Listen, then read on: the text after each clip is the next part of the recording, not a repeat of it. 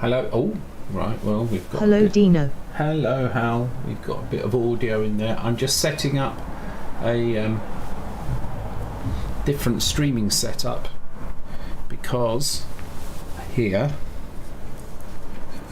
I want to do. I've been meaning to do this before, but here is. If you can see the LEDs going. A working Acorn System 1. And I got a setup for it the other day and was going to stream, and then I found, to my disappointment, that the cassette circuitry, the cassette interface circuitry, was not working. I found that there were some chips blown, so I had to order replacements. They didn't come. They actually came pretty faster than they said they would arrive, but include some obsolete components, so I had to get them. They basically, this is the circuit diagram of the top board of this Acorn System 1, and this chip, this, and yeah, these two up here were blown, which I find very interesting as to why they were blown. But these two were not working anymore. They are 7-stage ripple counters, and instead of just trying to, I just replaced all of the chips. I can find out which ones are good, which ones are bad, later if I want, but it's better just to replace them all CMOS chips, so they're sensitive to static basically, so it could have been damaged by static, I don't know, but everything was fine on this Acorn System 1 when I bought it, except obviously I think the cassette interface was broken, and one of the digits on this display unit was blown, and it's odd that one would just blow. I think it was a stray wire that someone had in their lab or whatever, and it moved over, or a lead, and went across the top of this and zapped an LED and then two of the chips. I don't know for sure, but whatever it is, I've got it working. It was also a bad connection, which was the last hurdle. I was just working on that tonight, and I can now. Well, I'm not going to I'm not going to put a cassette tape on there yet. I'm recording in Audacity, so this is to save programs and restore them. So this should be fun, because I'm going to attempt to program this Acorn System 1 now, which I haven't done. I haven't written a program on the Acorn System 1 in 42 years. Right, 42 to 43 years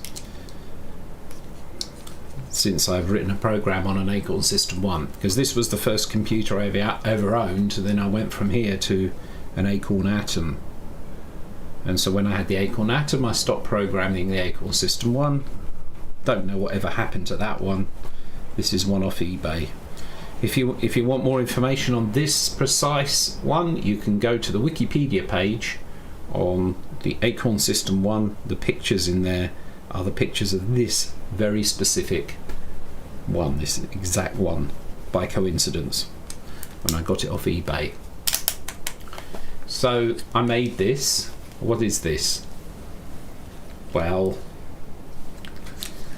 there's a thing here. It's a camera stand strapped onto a Mentos bottle so that I can launch it into space. No, there are some old batteries in here to weigh it down. There's this plate which I got from my junk thing, the hot glue gun came into use to glue this on, and so what I've got is this, and I'm going to put the camera on it, and then what will happen is it'll go nicely underneath the Acorn System 1 and should allow me to position the camera so that you can see the actual Acorn System 1 display. So I'm just going to try and set that. I thought I'd start streaming anyway before it was ready because, well, why not? Now, where's my other camera? There it is. So we do. Hello, Garcia, how you doing? Yes, did you just got the news? Acorn System 1 repaired cassette deck, cassette interface. That is the cassette interface. I have it wired by a custom-made cable to phonos, which goes into my mixing desk that I use for music, but also in streaming. And this is actually I got. Yeah, because the System 1, I got that working a few days ago, last week, but the cassette deck was...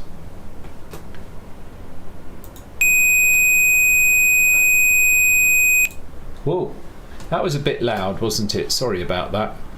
Let me try and put the volume... It was already down a lot.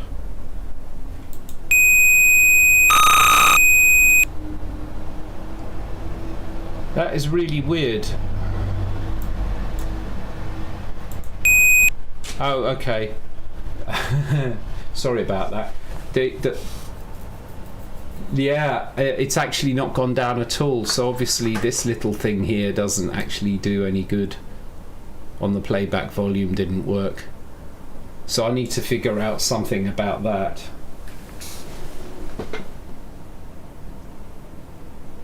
Oh, I have an idea. I do have a working channel. One channel is working on the small little USB thing that is used for Hal. Hello, Hal. Hello, Hal. Yeah, Hal, which is now... Hello, Hal. Hello, Dino. Yeah, really. Yeah, I turned the volume down, I guess, didn't I? So... Look at this. Tuck in your shirt, man. Yeah. So, what was I going to do? Yes, I need to get a connector.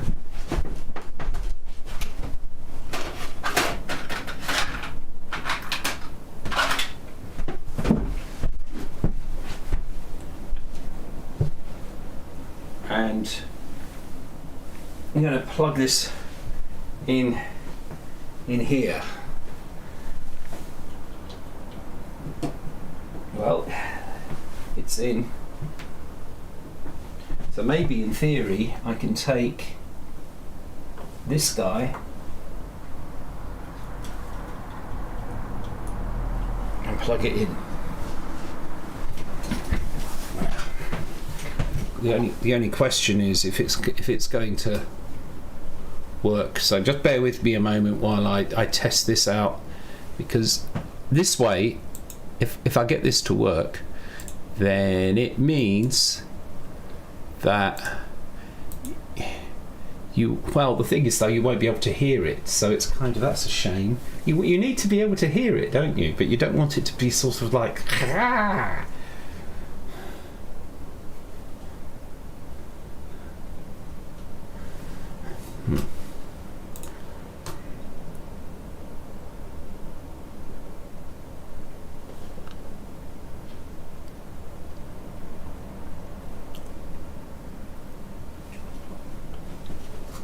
I might be able to work this out. 1 second. So actually, this is a bad idea because, well, it might not be actually.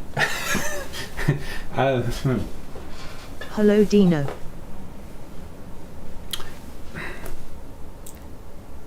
So if I hit play on that, oh, that's still, sorry.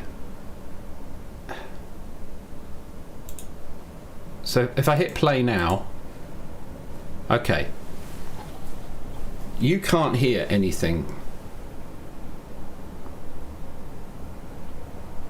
And I think it'd be good if you could hear the thing.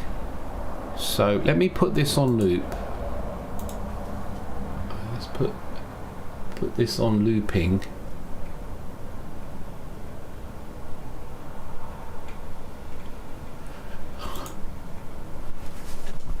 And let's just see if at least this can hear it.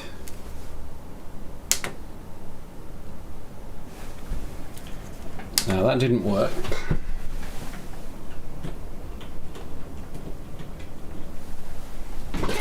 I might need to. I know that one of the outputs of that little USB thing, of the stereo outputs, doesn't work. It's blown.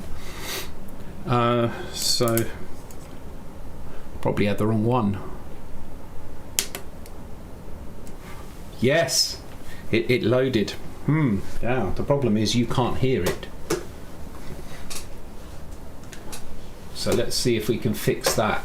Now, maybe one way is to add a new audio source.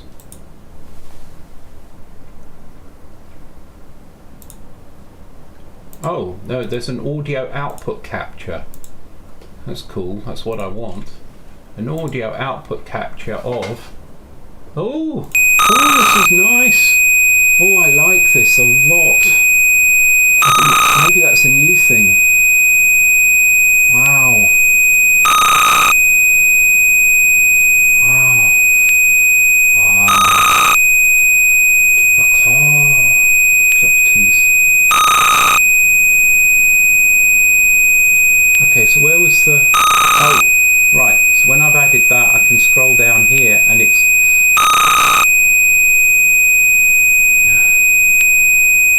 This one, audio output capture.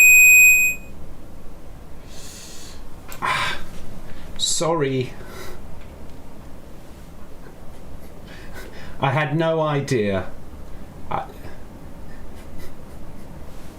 so sorry. I had no idea that was happening. Too many. It was too many. Audio things. So you need to tell me, right? But it's working. So you need to tell me when it's a comfortable volume. Maybe here.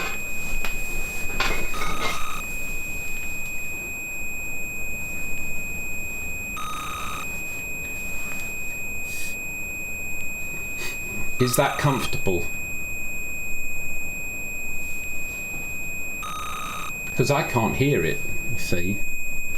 You can hear it, but I can't hear what you can hear. So that's annoying.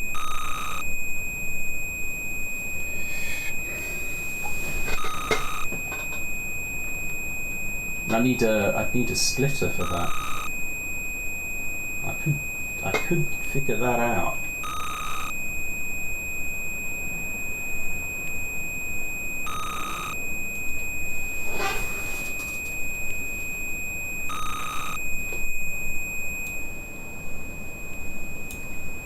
How's that? Is that better?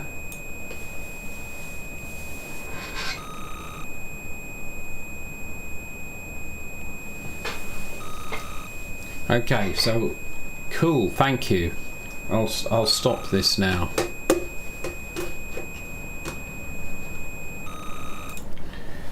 I would like to be able to hear it as well, but I can't now. So let's see, there may be a way of figuring that out. No, but if I listen to the stream myself, it will all be delayed. Advanced audio properties. Oh, there's an audio monitoring. They've. I mean, OBS just gets better and better. Oh, that's superb.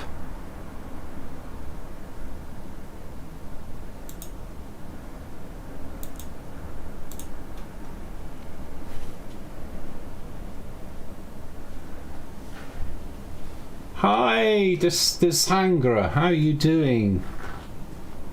Yeah, auguri. Hi, welcome. Da dove vieni? In Italia. Where do you live? Dove abiti? No, dove abiti? Where do you live? Dove stai? Which part of Italy are you from?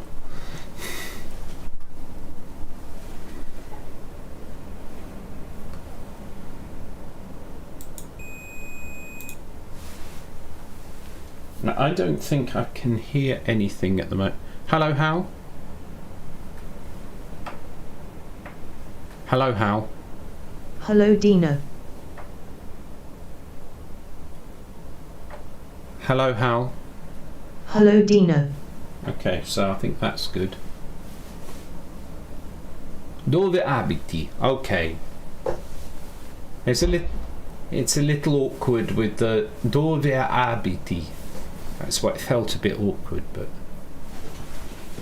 you're near vicino a Roma. So if I hit play, I can hear it. I can hear it as well. This is really nice. I mean, like, OBS is just brilliant.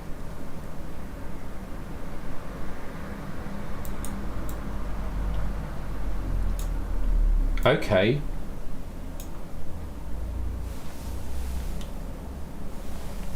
It's a very nice shirt. Which one? Oh.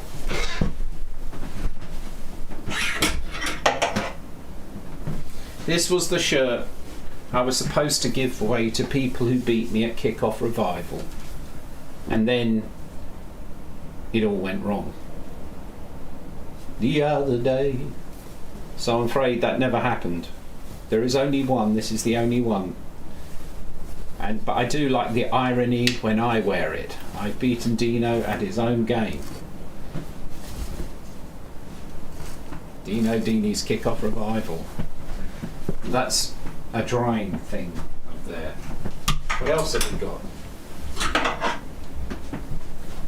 A genuine black Dino Dini Kickoff Revival t-shirt.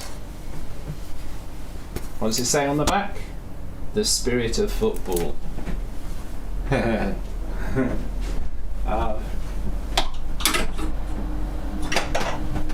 What's this one? Eye Gathering. Festival of Game and 2010. When I used to work at IGAD. There we are. Yes. Some other people have one. The black one, I think the black ones were special. There are only a few black ones. Hide my t-shirts. Anyway, never mind that. We have more important things to worry about. So,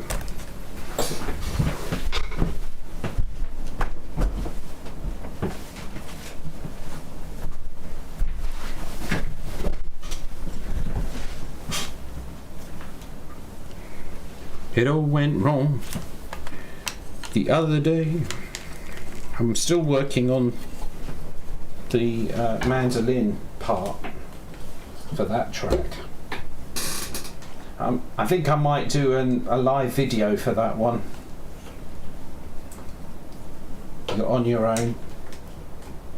It all went wrong the other day. The song about Kickoff Revival.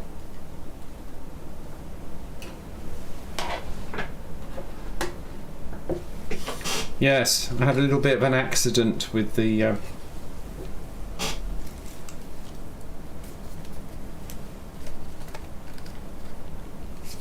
Did I put this on the right way round? Probably not.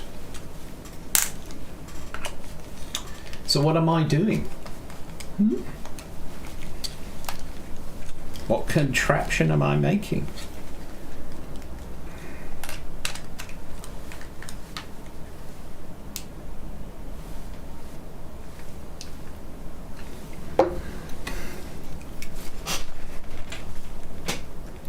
It is my patented Acorn System 1 camera stand. It slides underneath the Acorn System 1, as you can see. Isn't that's great, isn't it? So this, it will allow you, yes, you people out there, it will allow you, a little bit of a slight design fault there. Doesn't work so well on a slope, right? But maybe I can tilt this up a bit. Yeah, okay. I need to get some blue tack. Blue tack, love blue tack. Blue tack's great. The uses of blue tack, I think I'll do a thing about that at some point. This is a connector I made to some phonos. Ever since I got a glue gun, it's a cheap one, it cost me £1 from the pound store, this glue gun. I mean, it's crazy, but it's really useful. Anyway, so this guy needs to go somewhere. Oh, it goes here. The secret to getting two cameras to work was to make sure that they're in different USB hubs. So hopefully I can get this to work. Exciting stuff. Acorn System 1. The first computer I ever owned. And what I learnt my trade on. Yes. So, right. See if we can get this camera operating. Yeah, and I'll get the blue tack out. So what I'll need to do is try, where's the video capture device 2? Deactivate, activate. Whoa.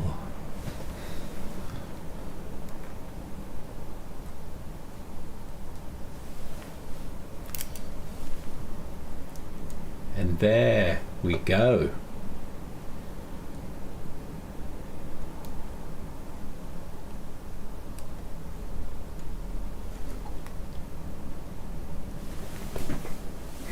So might need to adjust the camera a little bit. I don't think you can read that so well right now.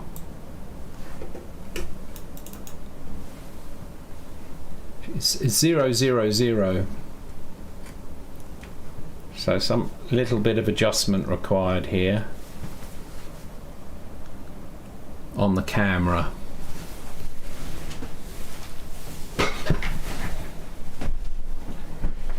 And a blue tack.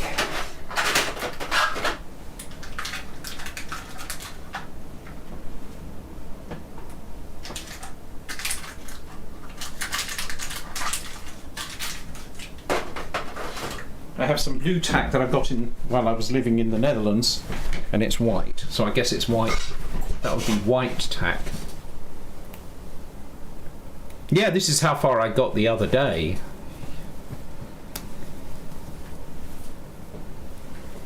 When the day slipped away, and I chased the dream and went round the bend, and I ended up back here again.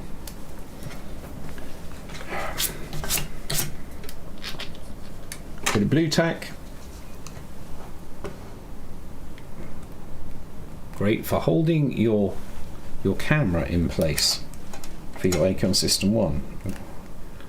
See, if you've got an Acorn System 1, you can use blue tack for the same purpose.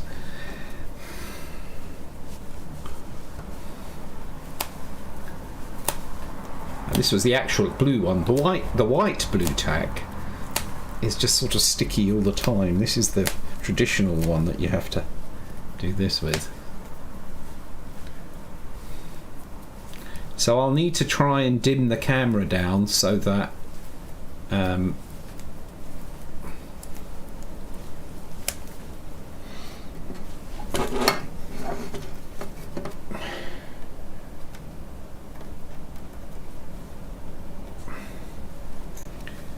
so that you can actually read the display properly. Right, let's see if this will... I just need to stop this slipping. So a bit of blue tack. There's that. You can also use it to stop your Acorn System 1 sliding around. Look at that, brilliant.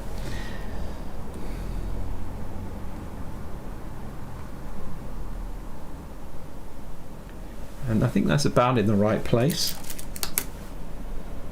We'll just see if we can get the camera properties going. This is going to be fun, because if I configure the video, the Logitech's drivers really don't handle this very well. Let's see if I turn off. Right, so that one's controlling that camera, and there's no way to tell it to control the other one except to do a thing, which is to turn the camera. It's insane, but it's turn the camera off. So video capture device,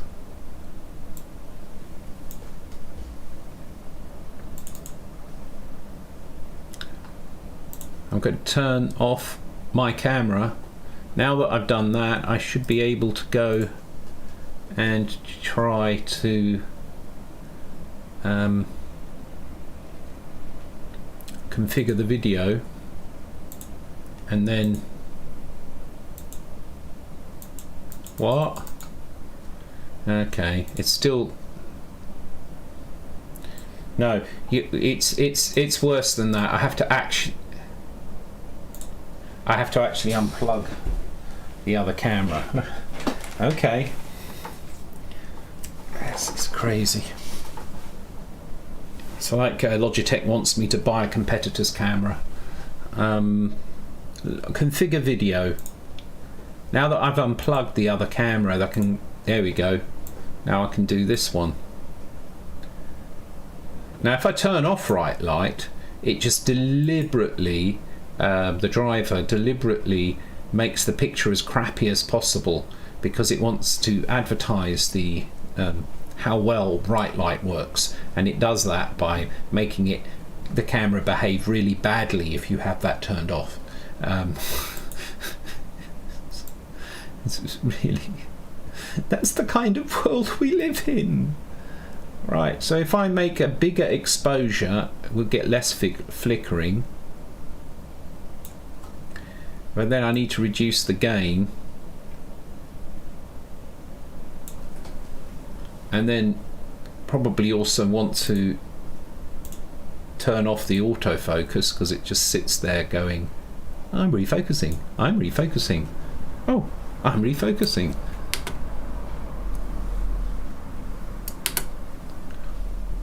Yeah, those look like 8s in the middle, don't they?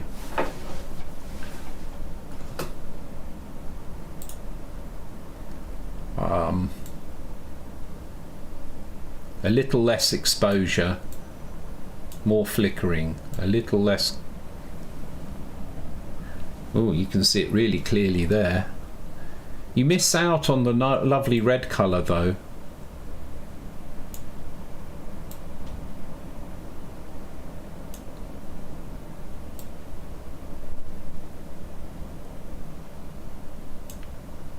It's all compromise. I think that looks pretty good.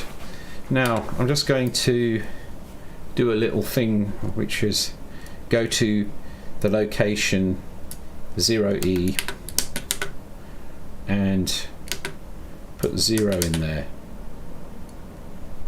No, 1F in there. Oh, crashed it. 0, 0, 1E, and I'm going to 0, 0, 0E, and I'm going to put in there 1F. There we go. I don't know why it does that, but the location OE, the location OE, if you put 1F in there, makes the display system that's in the ROM for this display. It makes it not wait until you press a key, so you can use it for animation. But for the duck shoot program begins A91F850E, and I remembered that like decades later. A91F850E. I think I would read it out when I was checking programs. A lot of my programs I wrote for the Acorn System 1 began A91F850E because I was always wanting to do sort of animation or games or whatever. I wanted to make games with the thing, right? So I think you can read that all right. So having set that up, we're going to do OK.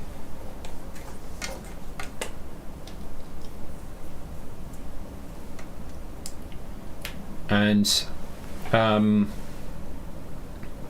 plug in the other camera.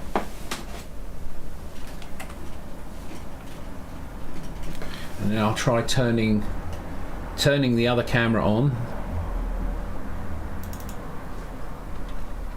Here it is. Turn it on, and there we are. We have two cameras. That's actually holding together quite nicely.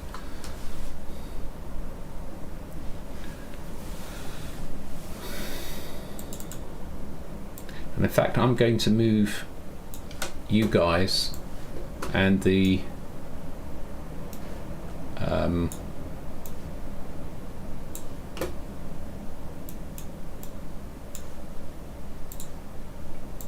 OBS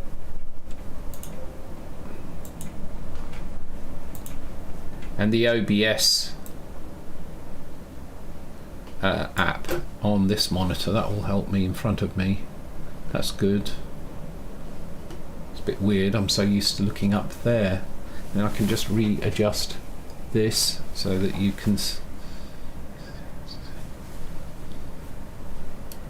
yeah, I think that's pretty good.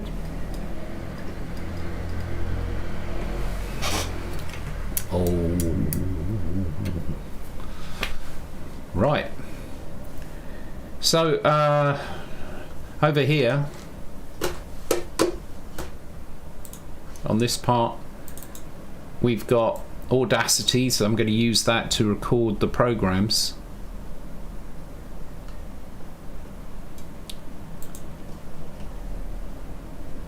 Something is wrong with the chat in the window. I saved your ears before. We're kind of losing a fair amount of the chat, but I can actually do this, and then that's good. Yeah, I think we're good to go. Now this is the circuit diagram of the cassette interface, so that I had to repair. I was saying earlier that IC1, IC2 and IC1 and IC2 only for sure had blown, so I had to replace them. It's interesting to look at this. There isn't a lot on this top board. You've got 20 connections here. 8 of them are for the segments of the display unit. This display had to be replaced, and now it's on an actual, I can remove it to make maintenance of this thing like actually feasible, to be honest. Otherwise it's a real pain. Cassette in, cassette out. There's, oh look at that, reset.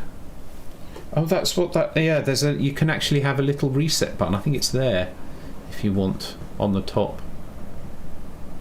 Oh, no, it is the reset button. It's that reset button. What am I talking about? There, what an idiot. Okay, the clock signal, which goes into these to be divided down to generate the audio tones for the thing, for the cassette in, cassette out. It's kind of interesting how they work. Key sense. So you've got all the keys here. There are 24 keys. They're 8 by 3, so there are 3 lines that go back to read the keys, and there are 3 lines which go to this decoder that for any combination of bit signals on pins 13, 14 and 15 selects one of these. So you can see how this works. It's quite elegant.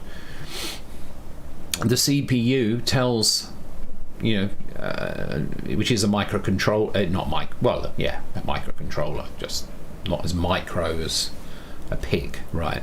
But that's the board underneath. So it can turn on and off these input-output lines. So these are output lines, and they go into this, and so the program can, operating system or whatever, can select one of these 8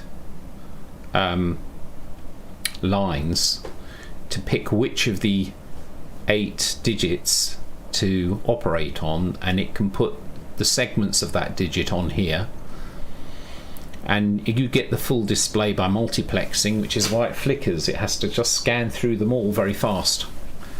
But the clever bit is that it uses these scan lines for the display, right? These lines that select the digit also select a bank of 8 buttons, so it can read the buttons by using the same circuitry. So this is actually doubling as 2 purposes. One is to allow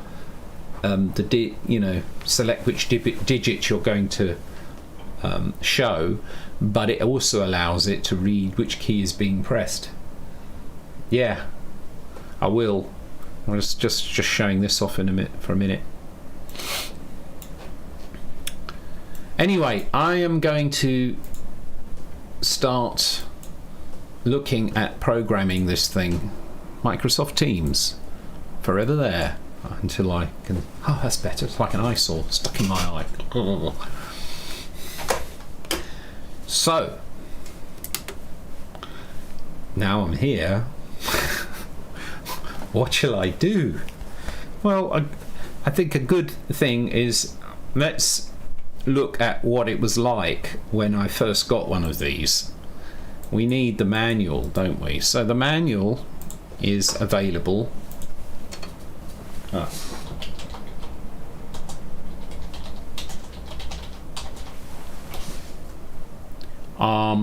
There's the technical manual. Technical manual is basically how to construct the thing.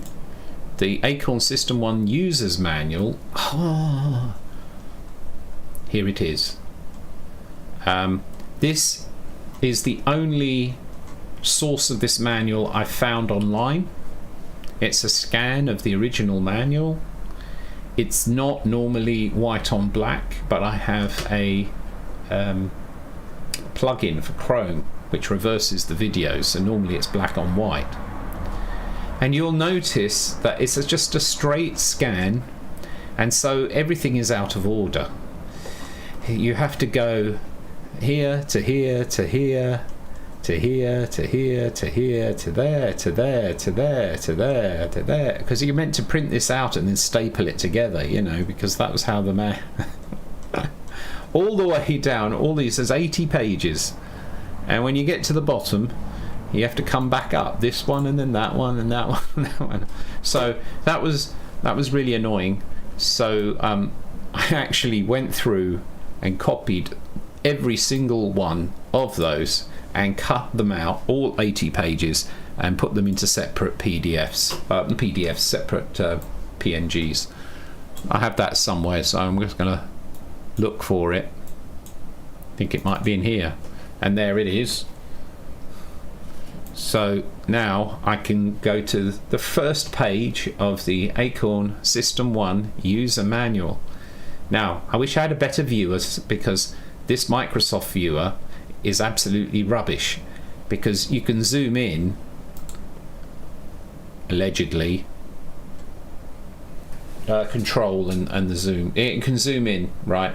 But then when you zoom in, you can't move on to the next page anymore until you zoom all the way out, and then it still doesn't do it until you Yeah, and then I think maybe there's escape. No, there might be some key. Yeah, right. So it's utterly atrocious piece of rubbish, and that's just what we've come to expect. I suppose I can do a slideshow. Does that work? Slideshow. Yeah. If I go to all right. So there's the workaround. If I do happen to zoom in, I can probably just put it into slideshow. But hopefully you can read it. So we can go through all there, blank page, contents, and so this manual for this thing actually starts with the basics: binary numbers, logical manipulations, arithmetic manipulations, welcome to the machine, and all of that. So. And notice it's all printed in capitals, which is very quaint. It was no doubt, it was probably printed from it would be lovely if it was printed from an Acorn System 1, but I don't think so. Some computer. Look at those lovely zeros with a slash through them. I grew up with zeros with that slash in that way. Beautiful. Ow. Do not hit the camera. Do not hit the camera, Dino. That's not a good thing to do. Note to self. There we go. Numbers in everyday use are written in the decimal system. That is, to the base number, base 10. I'll just say one thing, is that this is probably a brilliant educational tool, because you're going all the way back to the beginning. I tried to sell students on the value of this, I remember once, and it was rather annoying, the result. It's like, so why do we need to, why do we care about, why do we need to know about old hardware? Oh, that old chestnut. Well, here we go. Numbers in everyday use are written in the decimal system, that is, to the number base 10, which I just read as 10 in hex.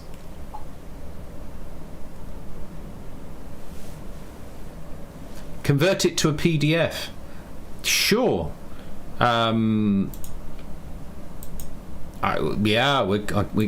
can do that. I don't know where to put them. Tell me where you want them.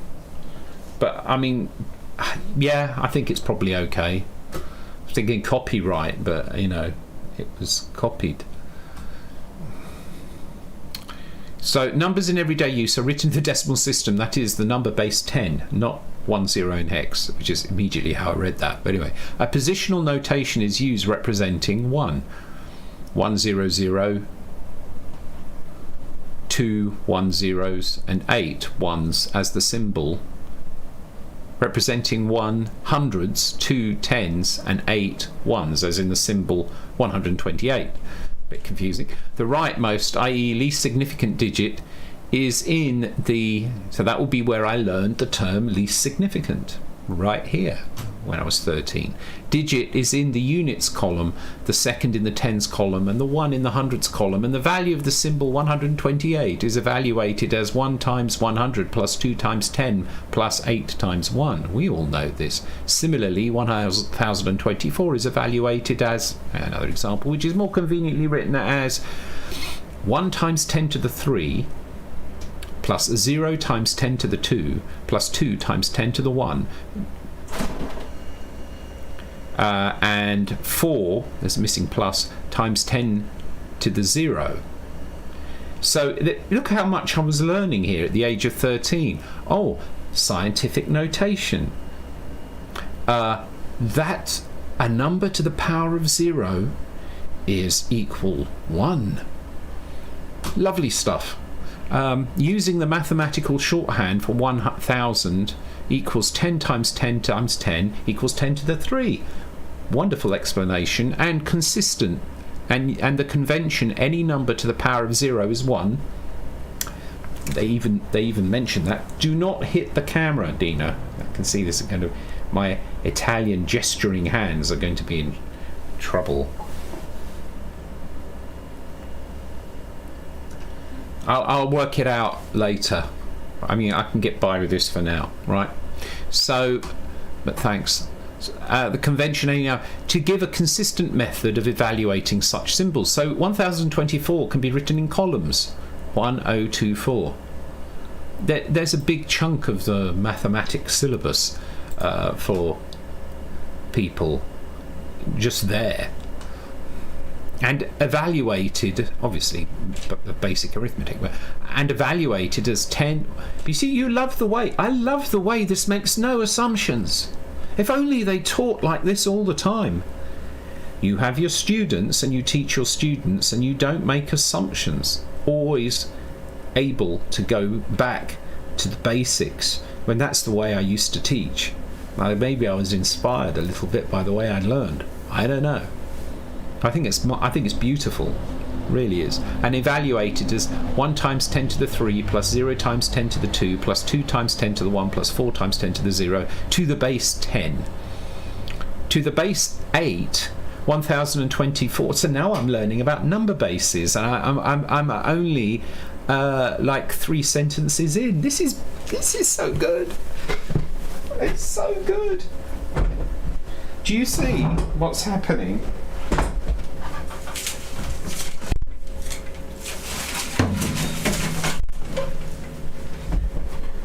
When you simplify, when you apply, when there are constraints, not only does creativity get better, but everything seems to get better. When you have to, they're not even lowercase characters here. This is, anyway, sorry, it tickles me. It tickles me. I think it's beautiful. I haven't gone through this. I'm actually going through this like this. I glanced at it, but I'm going through it like this for the first time in 40 years. I find it really comforting. To the base 10, 1024 would mean 1 times 10 to the 8 to the 3, 0 times 8 to the 2, 2 times 8 to the 1, and 4 times 8 to the 0, which is the decimal number 532. To the base 10, 1024 would mean 1 to the power 1 times 16 to the third, 0 times 16 squared, 2 times 16, and 4 times 16 to the 0, which is the decimal number 4132. To distinguish the base to which a number is written, we'll write its base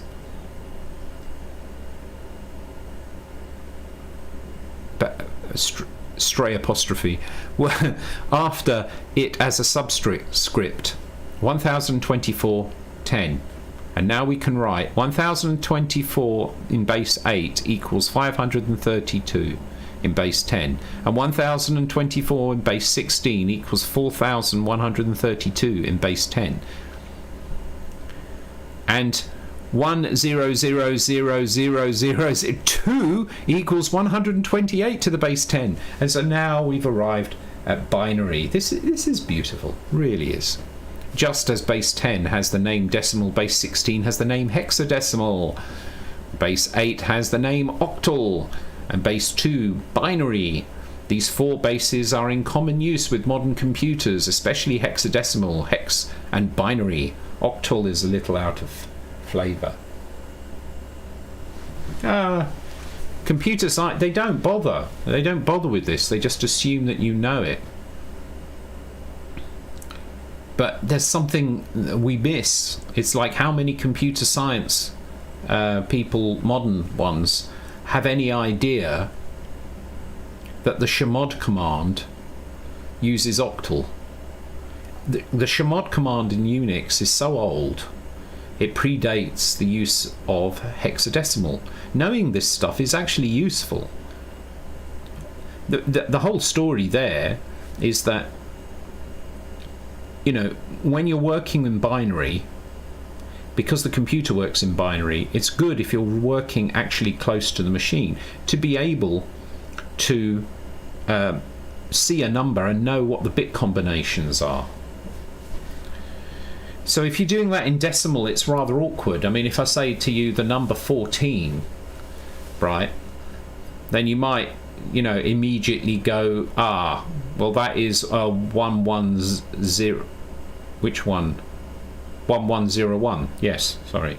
14? No, 1110. And I'm actually pretty good at it, and I was getting myself confused.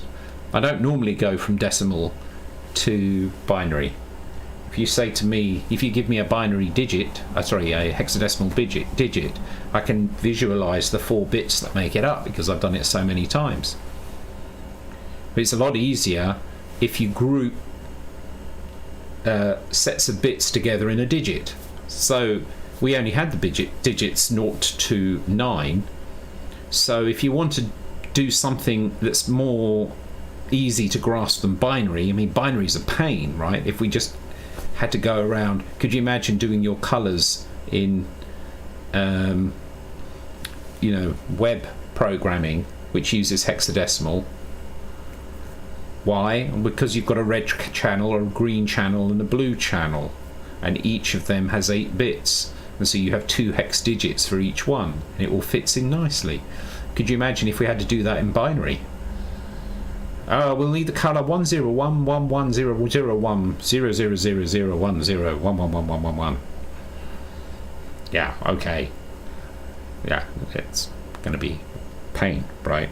So binary was awkward, but what they could do was go up to base 8, because we have 8 numbers, and that would deal with 3 bits, but 3 bits is awkward.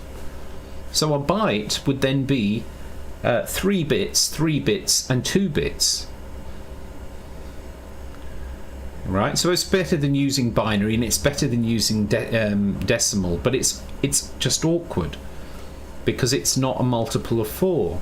What you really want, it'd be really nice, they said, if we could use 4 bits, and so somebody had the great idea of going 0 to 9 and A to F, and that's how that hexadecimal was born. But before hexadecimal, you had octal, and there are still commands that use it. So when you are setting your permissions in Unix or Linux, and you do a chmod, and you do chmod 777, 7 is all 3 bits set. It's basically 777 is 111 111 111, which is 9 bits. 3 bits for the user, 3 bits for the anybody else, and 3 bits for the group. I think it's really kind of important to have a grasp of this kind of stuff because it puts things into context. But I digress, right? So where were we? Just as base 10 has the name decimal, base 16, alright, I've already done that. These bases in common use, yes, that's right. All powers of 2, Conversion between binary, octal and hex numbers is very simple since they are all powers of 2. Numbers just need dividing up. Yeah, so it's trying to show you there how 1000 is 8 and 000 is 0. If you are using base 8, you have 010, which is 2, 000, which is 0, and 000, which is 0, to give you 200. Each hex digit is 4 binary digits each, and octal is 3. Octal digits are 0, 1, 2, 3, 4, 5, 6, 7, and hex are 0, 1, 2, 3, 4, 5, 6, 7, 8, 9, A, B, C, D, E, F. And A to F are used instead of 10 to 15, so that it all makes sense. And it's one of life's really happy coincidences that a 7-segment binary display is able to represent A, B, C, D, E, and F reasonably well. If that hadn't been the case, things would have got very interesting. Mind you, having said that, even the digit 4 in the way it's shown in the 7-segment display is not the traditional shape of the number 4. Which I also find interesting. It's like if that hadn't been able to happen, we would never have had 7-segment displays. 7 segments, there would have been some other number. And 7 segments are really nice because 7 segments plus a decimal point exactly makes 8 bits. So that was perfect for 8-bit computers. It's I love the way this all fits together. Anyway, right, so we've got a conversion table, and that's fine. There's nothing right. All Acorn microprocessor is designed to deal with 8 bits at a time. The Acorn, all Acorn, the Acorn. Well, yeah, it's an 8-bit microprocessor, so it deals in 8 bits. The collection of 8 bits is given a special name, byte, and is normally written in hexadecimal or binary. So that's where you get your bytes 00 to FF.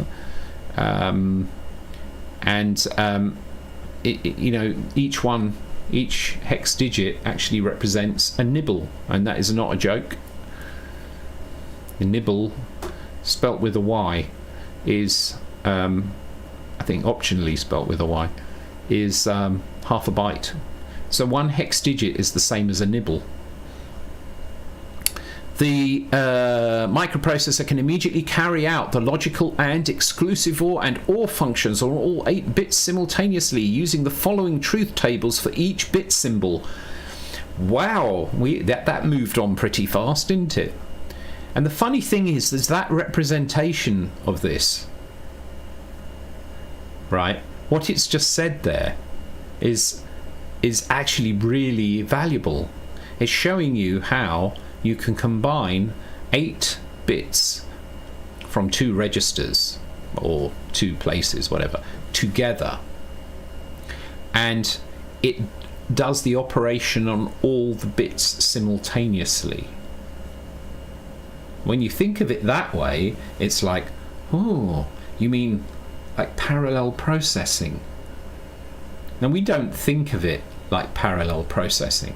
And certainly most people who, I think when they get an education in computer science, would never think of it as being a parallelized operation, an operation that occurs on all the bits at the same time.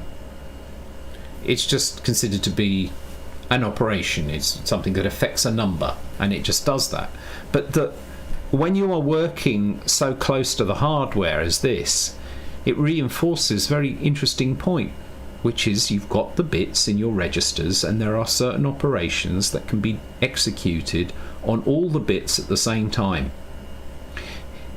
Why am I going on about this? Because that principle underlies certain advanced computing ideas, such as SIMD, for example, where the idea there is that you can make use of the parallelization of operations on a bus to actually execute more instructions at the same time. And you can use that even if you're not doing SIMD, if you're doing optimization on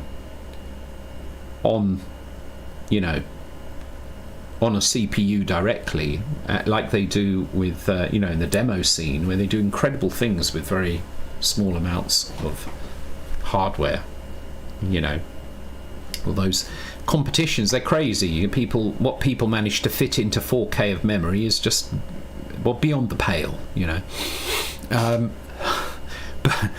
but one of the ways that you get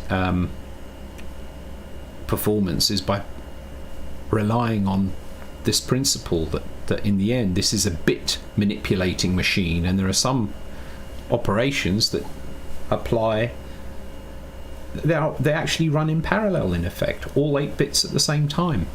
It's a way of looking at it. But anyway, let's see, so what's next? And then we've got binary addition with carry output. So here you've got 2 numbers, and two 8-bit numbers, and it's doing again a parallelized operation, but interesting because there's a carry as well. And count down, so it said binary addition with carry from right. So this is a truth table of a full adder, I think.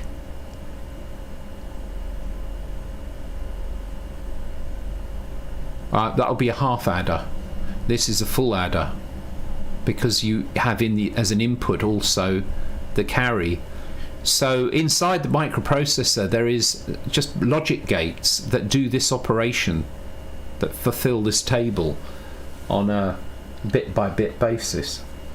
So now we're looking at long addition. So of course I had done, education at school where I knew how to do long addition and subtraction and multiplication to the point of utter tedium, but I just could apply the same principles here. You can do the same thing in hexadecimal or binary. So it carries on like this. Byte can be treated. Oh well, I was going to jump ahead because I was like, but no, there's more stuff. Subtraction operates in a similar manner, except the carry or borrow flag operates upside down. A 0 carry flag is treated as representing a borrow from the previous stage. So it's actually giving you the details of how the microprocessor works inside. So what we're doing here is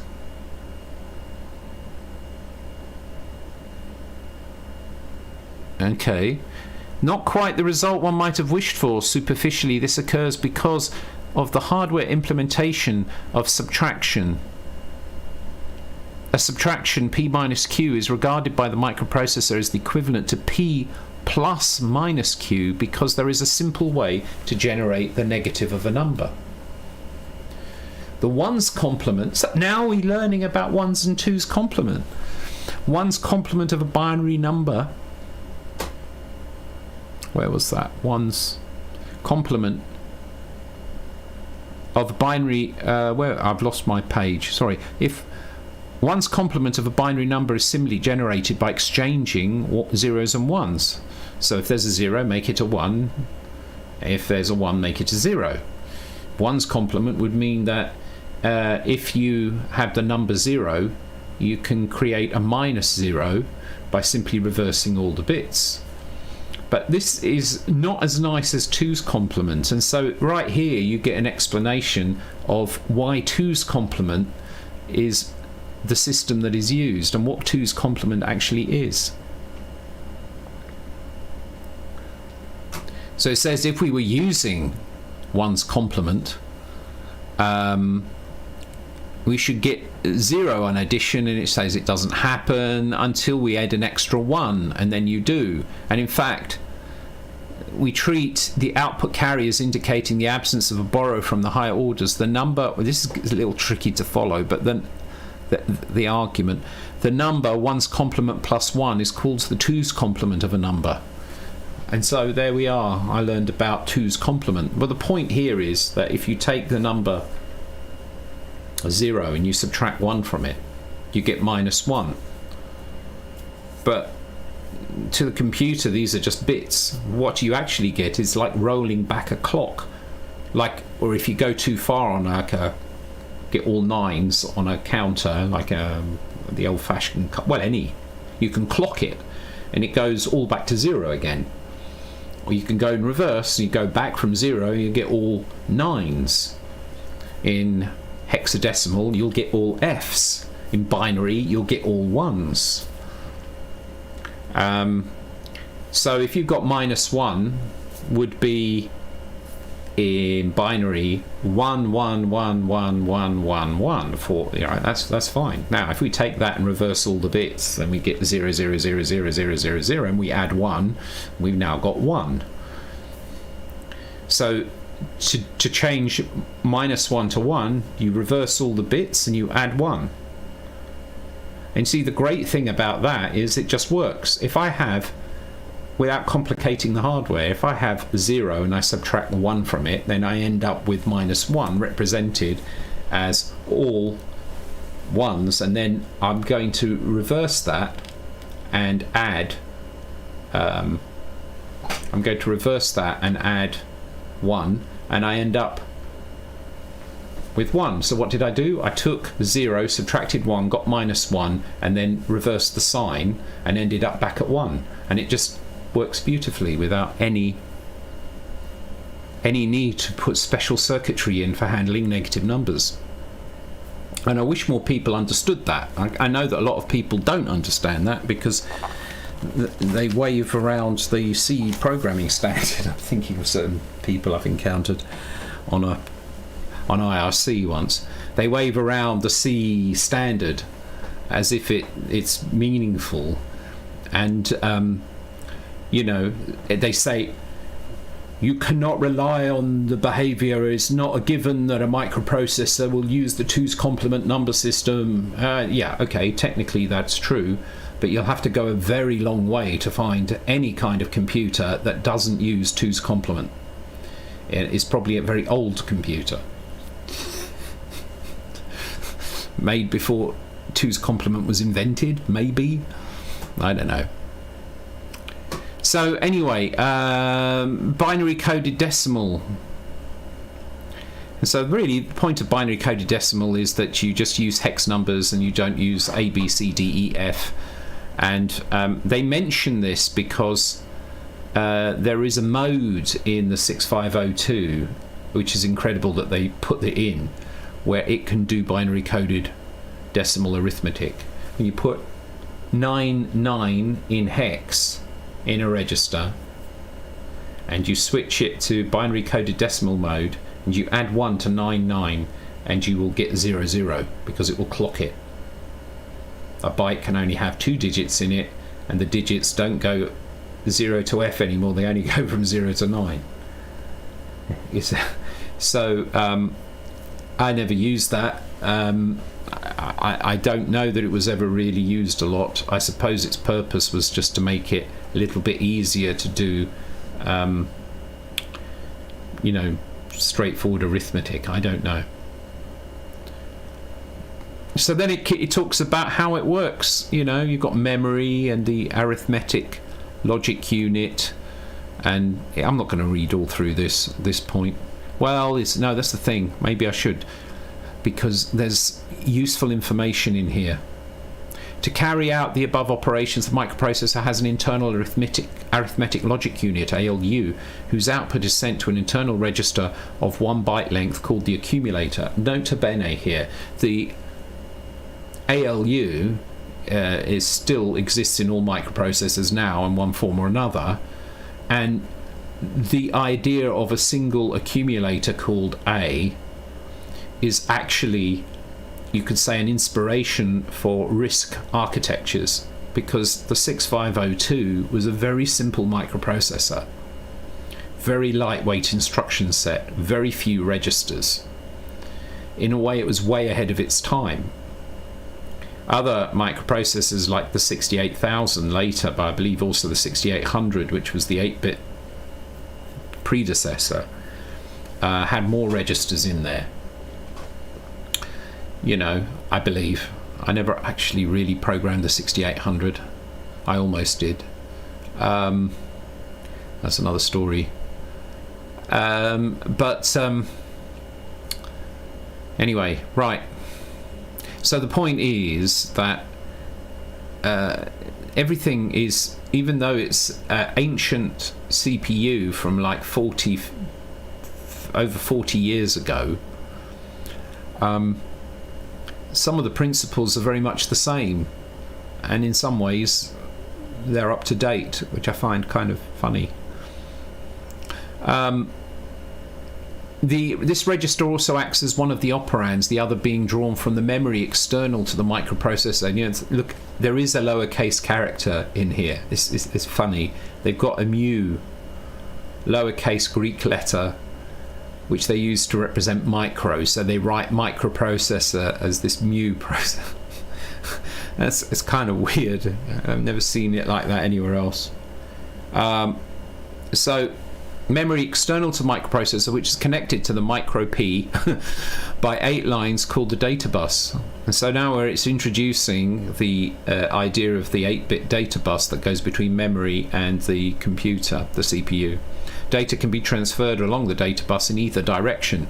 This direction is chosen by the microprocessor and indicated to the external units by a single read-write line. So now it's talking about how a microprocessor actually works. You know, and it's actually good to know. When high, the microprocessor is receiving data from memory when reading, and when low, the microprocessor is sending data to memory or writing. So this becomes relevant when you want to learn, when you're learning the operations that the microprocessor does, because you're programming this in hex. You're actually using computer opcodes directly. There's no compiler, there is no assembler. That all there is you and the microprocessor and hex.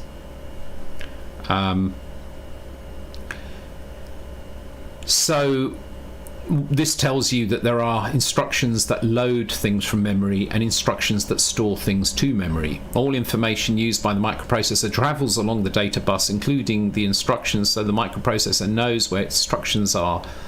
It has a 2-byte 10 to the 16-bit register called the program counter. So that's PC. So okay, a program counter is how the CPU keeps track of which instruction it's executing, which points at the instruction being executed. The memory can be viewed as a book of 256 pages. This is about the way that the architecture is on the 6502.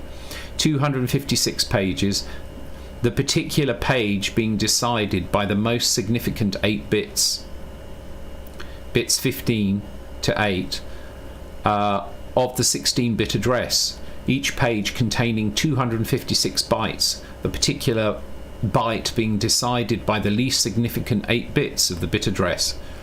In other words, the 6502 can address up to 65,536 bytes, or 2 to the power of 16 bits. Even though it's an 8-bit processor, it has a 16-bit address bus. Because otherwise, Bill Gates famously said 640k would be enough for anybody. 64k is actually quite limited, certainly to today's standards. But if you only had an 8-bit address bus, right, you would only have 256 bytes of memory for the whole flipping thing. So clearly you need a bigger address bus, and sort of traditionally 16-bit address bus was, I don't know when the first CPUs had 16-bit address buses, but it's like double the size of the data bus, so I suppose that's why it was gone for. So it's an important point. The 68000 is considered to be a 16-bit microprocessor, but in some ways it's a 32-bit microprocessor, because it had 32-bit operations, especially internally, but it could then translate those to 32-bit operations across the 16-bit bus. So it would require 2 read operations or 2 write operations. So in general, when people are talking about the number of bits of a CPU, it just means the number of the width of the data bus for the CPU physically. Because if you go and if to the outside world,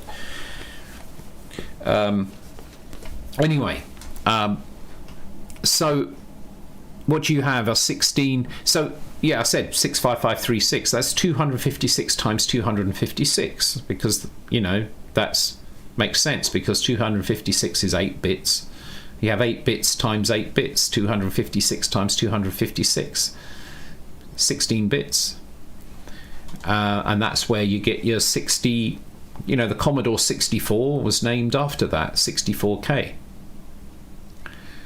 But because 1K, 1000 bytes, is actually 1024, not 1000, because 1024 is a power of 2 to the power of 10. In fact, your 64K is 65,536. So for marketing reasons, if you are doing this, and it is back in the 80s, late 70s and 80s, you might be tempted to go around saying that your computer has 65K of memory, not 64, taking the K as being the decimal one. This is a trick that is still used to this day in hard drives. I think sort of like the hard drives have become so big, the difference is quite significant in terms of storage on your hard disk. You know, it's like a terabyte or 4 gigabytes, right? 4 gig, is it 4 gigabytes? 4 gigabytes is 2 to the power of 32, which is some number that 4,100,000,000 something, whatever, right? It's whatever it is, but you can call that 4 billion, or you could call it 4.1. You could call it 4 gigabytes. You could call it 4.1 gigabytes if you want, for marketing reasons. Yeah, they made a C65. Yeah, exactly. And there you are. It's like there was the C64, and then you have the C65. Has the same amount of memory address space, but you just think of it in a different way. But the number is bigger. Yay. So anyway, in the kit pages, FE and FF are occupied, and this is why this was important. So the addresses FE00 and FF00 are occupied by a non-erasable program to interface between the microprocessor and the keyboard display unit. Now, just to put this into perspective, this is the operating system. Because this thing has an operating system. That is how those little dots light up and how I can operate things. It's the operating system. Now, I just want to do a little test here, is the boot up test. So we'll just see how long it takes for this to boot up. Ready? There we are. I think the biggest delay in the boot up is how long my finger is resting on the reset button.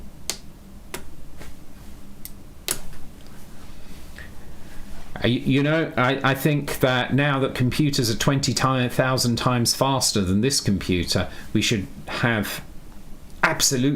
be able to restart our computers 20,000 times in the blink of an eye. Isn't it so great that we're able to do that? BIOS, basic input output system. But in this case, it is an operating system, because it's interactive, it's keyboard display, it's more than a BIOS.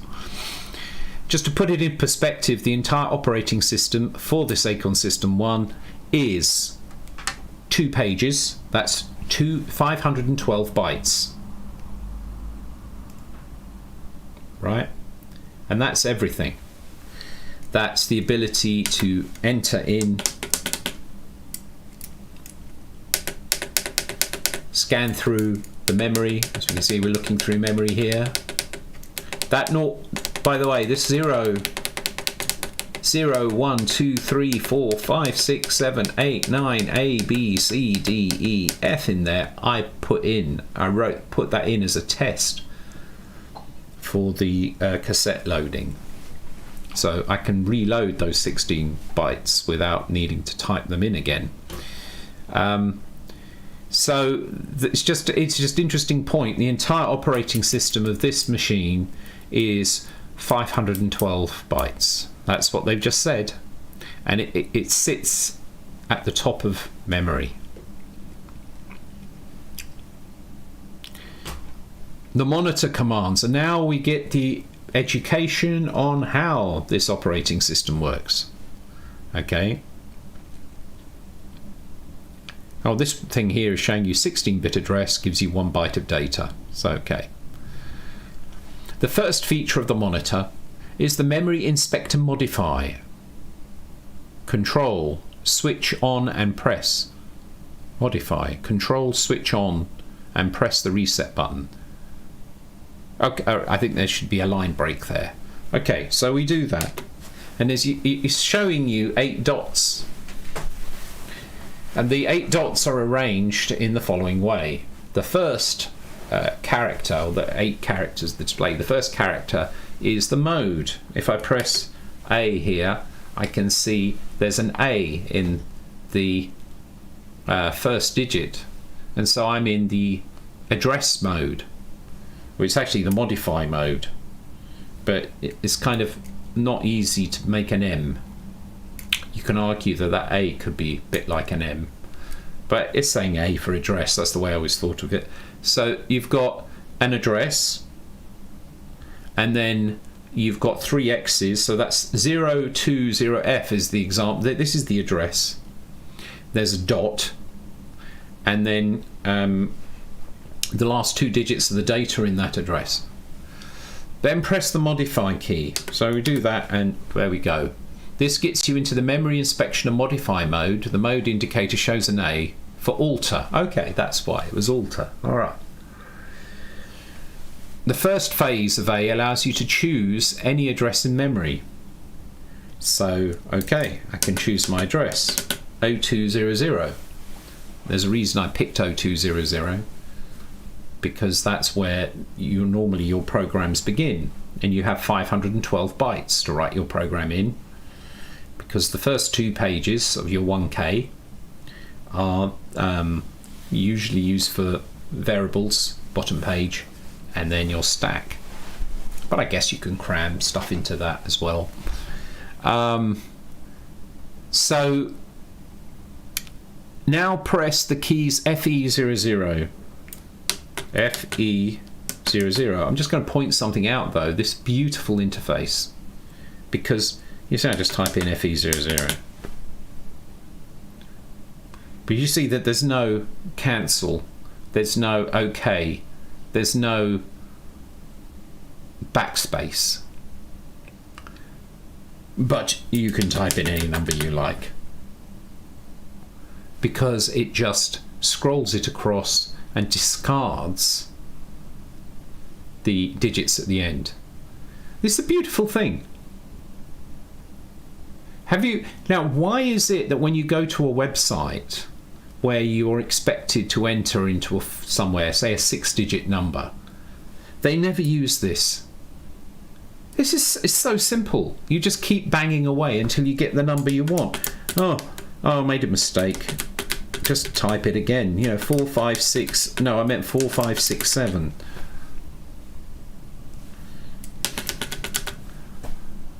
It's beautiful. The funny thing is it FE00 reset. Oh, it's still there. It just remembers it. There's no save thing. There's no sort of apply. It's still there.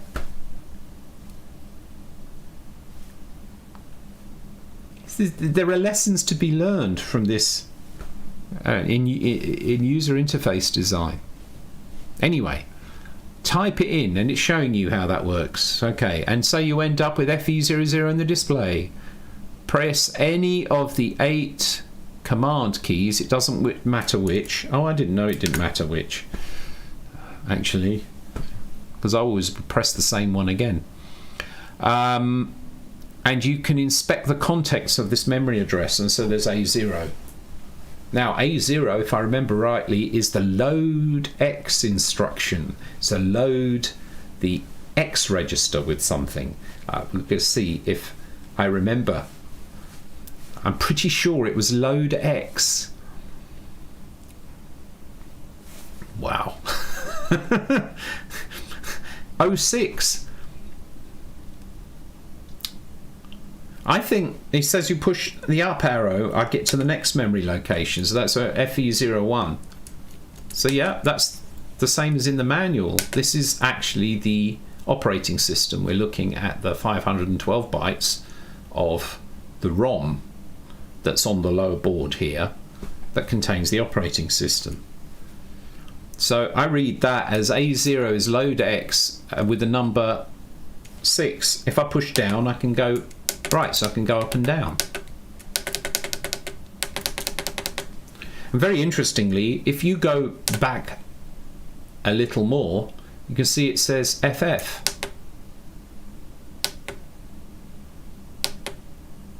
Oh, there's data up here. I didn't expect that. So maybe there's more than 512 bytes. We need to check that. It said 2 pages, so I'm curious as to what that other data. Maybe that's the peripherals. Well, I think I'll become clear later. Anyway, let's go. Oh, and either key may be used any number of times in succession. Now, if without turning it off you hit reset, you get that. And then you hit M, it's remembered it. Wonderful.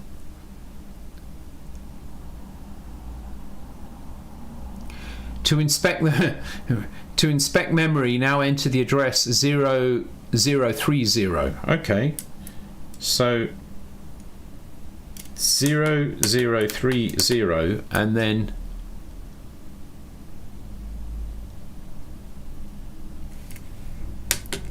so in memory, this is, we're looking at RAM now, 0030. It's got 6A at address 0030.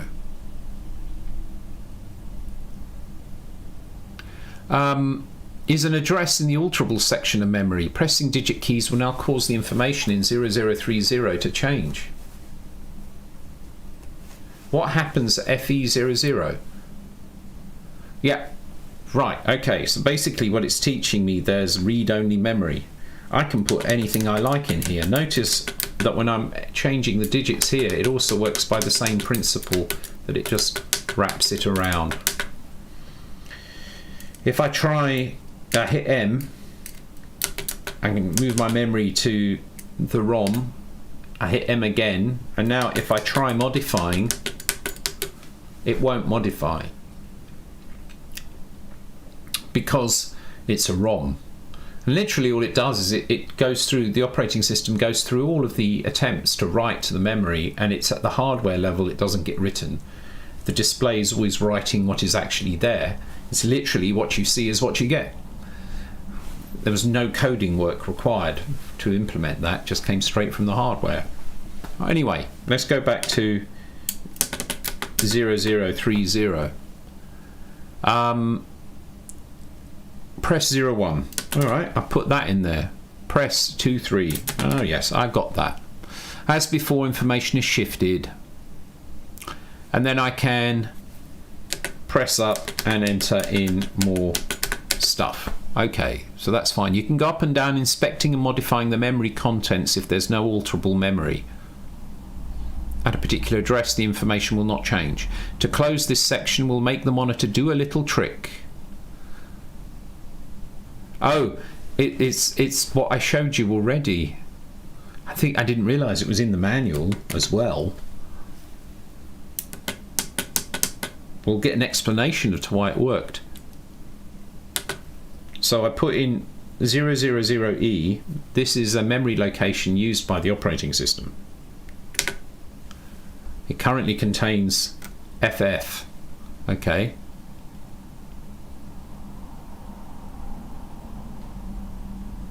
Press 16.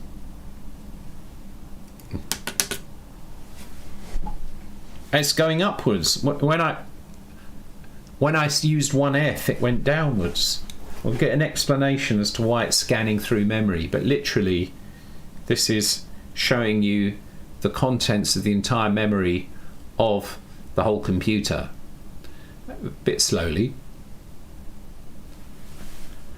We're at 400 now, and now it's not changing anymore. because 400 is the end of the 1K, we've reached the end of the RAM. There is very little RAM here. It doesn't take very long to get through all of the RAM. And then what I've always found interesting is that in areas where there's no memory, no devices attached, the number that you read is always the page number. Do you see that? I do not know why that is. It's some kind of affectation. It should be undefined, but it's some kind of behavior of the CPU.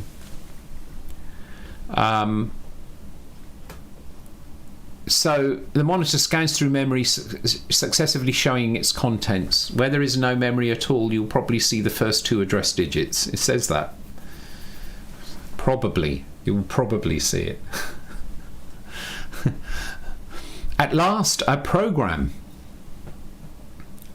So here we go. All right. Assembly language, machine language, the instructions to load, store and jump. A program is the name for a set of stored commands that the microprocessor will execute. These are stored in binary, since that's all anything can be stored in, entered by you in hex, and are indistinguishable from anything else. If it gets the chance, the microprocessor will, thanks, it did an explanation in microprocessor, will busy itself treating the information which you meant as data as a program. It probably won't be doing anything intelligent and will have to be summoned back with a reset key. In other words, it will crash. Some sort of translation between the stored binary and hex and U is needed. 10101101 means a great deal to the microprocessor, but little to you. It actually means load the accumulator with the contents of memory at address defined by the following 2 bytes.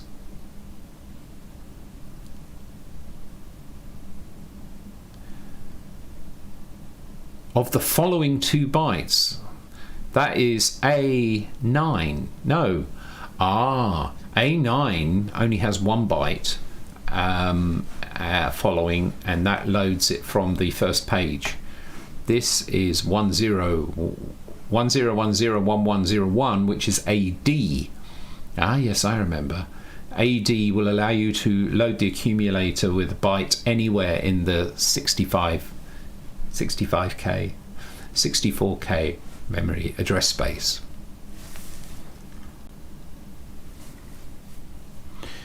This is a little long for writing straight into a program and is usually abbreviated to LDA ABS, or Load Accumulator Absolute, or just LDA. Absolute means anywhere in the 64K. The 6502 can address 64K of memory, which is divided into pages, 256 bytes long. The first page is called 0 page. Locations in 0 page can be addressed by just 1 byte. There are special instructions to do this. At the end of the manual, there's a list of all these mnemonics with their hex equivalents in the appendix B. So if we wrote the program in, I can never say it, mnemonics, it would look like LDA FE00. Loads the accumulator with the contents of the address FE00, and we would translate it for the microprocessor as 3 bytes, AD00FE. So as you can see, it's like little endian. Following the AD, you have the least significant bits followed by the most significant bits. So that is going to let's see. Well, now I'm jumping ahead because how am I going to display it? But I can run a program and test it, because I suppose if I know what the store is, I could actually test copying a byte from one memory to another and look at it in here and see that it actually got copied.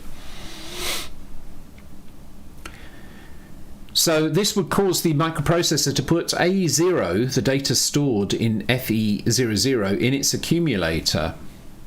Remember, we use the monitor to look at FE00. The translation process is called assembling, and computer programs which do it are called assemblers. The resident assembler A resident assembler is one that operates on the same machine it assembles for. A cross-assembler runs on a different machine. The mnemonics LDA, STA, etc. are often called assembly language. The generated binary is called machine code. So we can load the accumulator in 10 other ways. Here are 2 of them. So what we have is the A9, which was the load the accumulator from the 0 page, immediately from 0 page. And you can see there's an execution time in microseconds. Now a microsecond is a millionth of a second. The clock of this 6502 is 1 megahertz. Therefore, it only has 1 megahertz or 1 million cycles per second, and the shortest operation time is 2 cycles. So it requires 2 clock cycles to operate the machinery inside the 6502. And that is why does it need that? It's because it can't do any faster, because it needs 1 cycle to read the A9,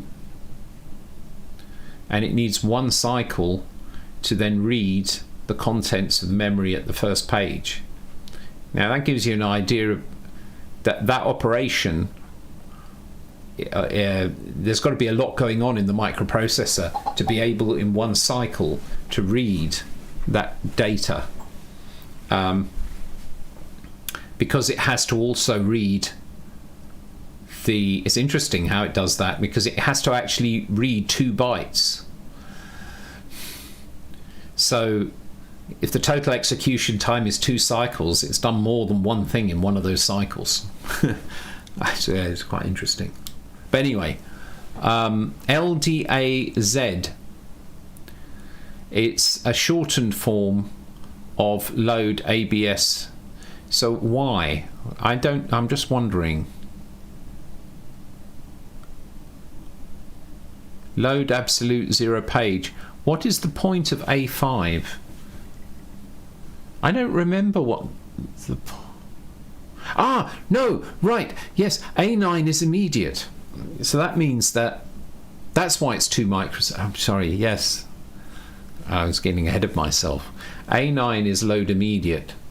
So basically it reads the next byte and puts it into the accumulator. So it needs a cycle to read the A9 and a cycle to read the value it's going to put into the accumulator. A5 is to read a value from memory in 0 page memory.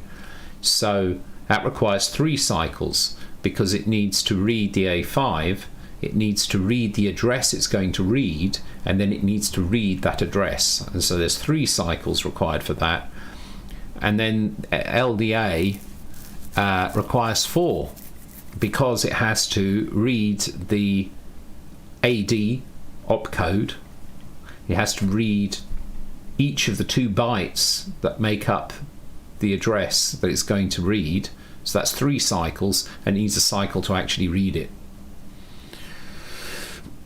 The first of these instructions is very important. If we know that we want A0 in the accumulator,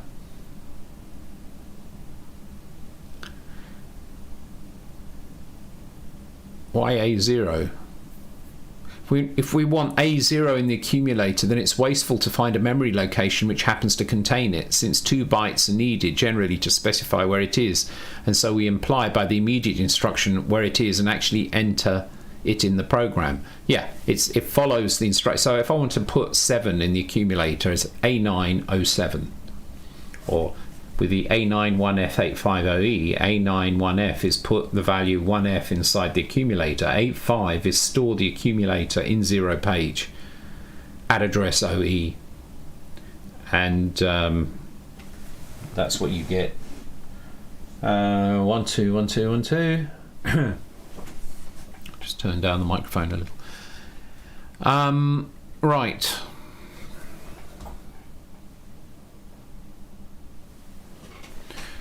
So, where were we?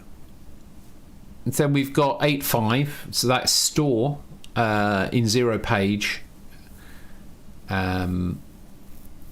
Execution time, only 2 cycles. I'd thought that would be 3. Interesting. So storing looks like it's faster than reading. Curious.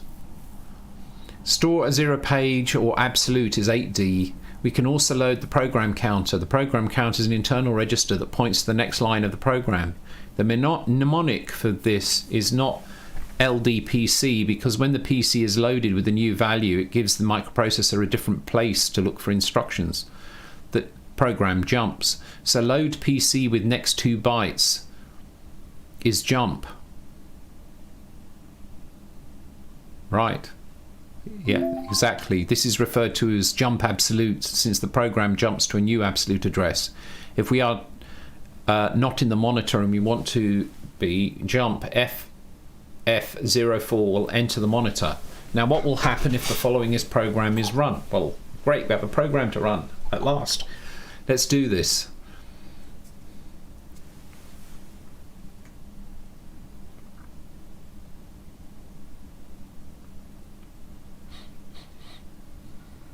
And it wants me to put it at 030, so I don't know why there, but let's do it. We'll put the memory in 0030. There we go. Hit M. And so the instruction is L load accumulator with the address of, so that's AD. Load accumulator with the address FE00. FE00. No, we're little endian. Right, AD00 FE, and then there's 85, which is store in 0 page at address 20, and then jump 4C to address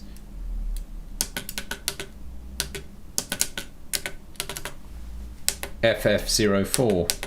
So we're going to reread that back. AD00 FE8520 4C. I missed one. 4C 04 FF. Okay, so there's a very simple little program there, which is 8 bytes long. Let's see what it does. Address 0030 is the starting address of the program. This particular program will work with any starting address, but it's said to be position independent or relocatable. It is said to be, but other programs may not. And of course that was very interesting, because if you use relative jumps, then you can relocate the code anywhere. But if your code had absolute jumps, you would need to relocate the code. You need to modify the code for it to run somewhere else. To enter this program, we'll go through it. Start by pressing, yeah, so we've done that. I've done that already. I've entered it all. Check the program is entered correctly. And now we go. So to run a program, what we do is we press the G button. And what you see is a kind of K-ish.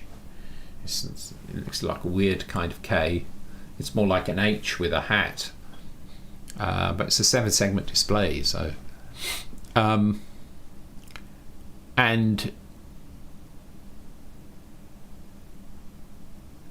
so what we do then is we type in 30, and if I go,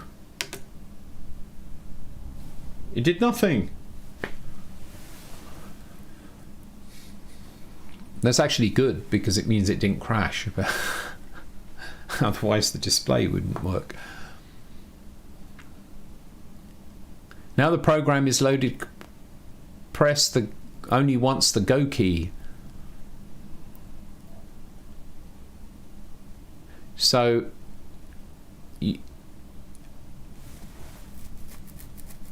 the next command key you press will cause the microprocessor to do a kamikaze dive to the address shown. so it's as well to get it right. Press any command, nothing happened. Well, it did really. It just happened very quickly. It happened in 1,000th of a second. 10 microseconds.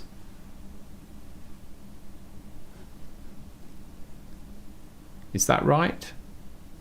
10... No, what am I talking about?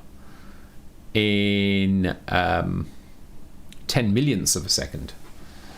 100th of a microsecond, of a millisecond. Now we're back in the monitor. Pressing any digit key will cause the by now familiar dots to reappear. If I press, if I press M and then look at the address 0020, we can see we now have an A0 in there because it successfully copied the memory over. So yeah, that's all cool. What's next?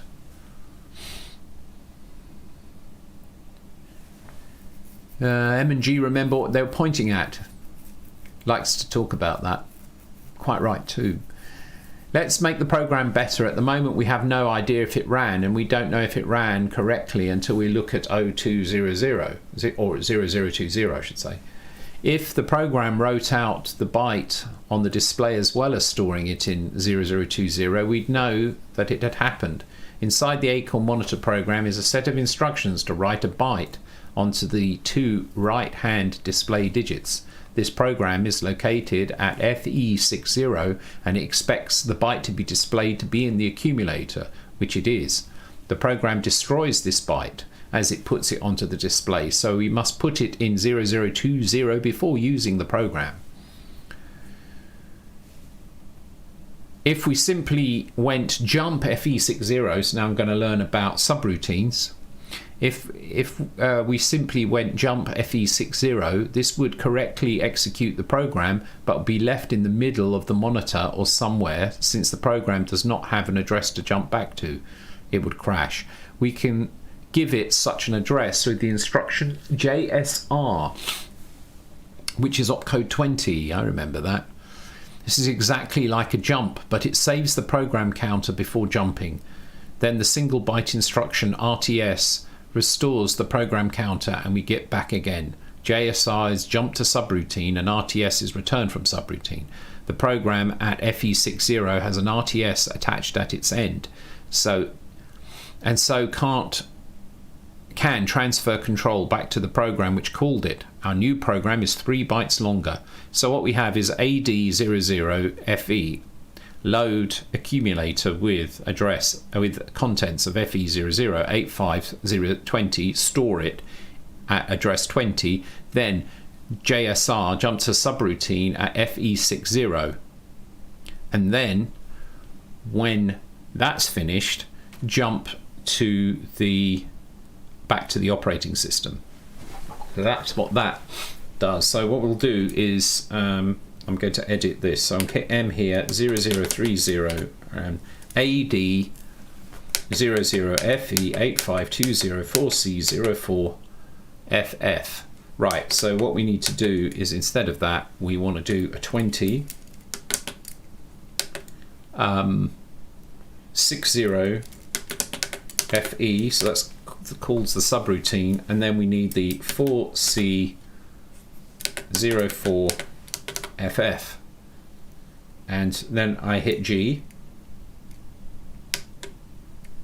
and it's still remembered the address I need to go to, and bingo. Of course, this is put that A0 is the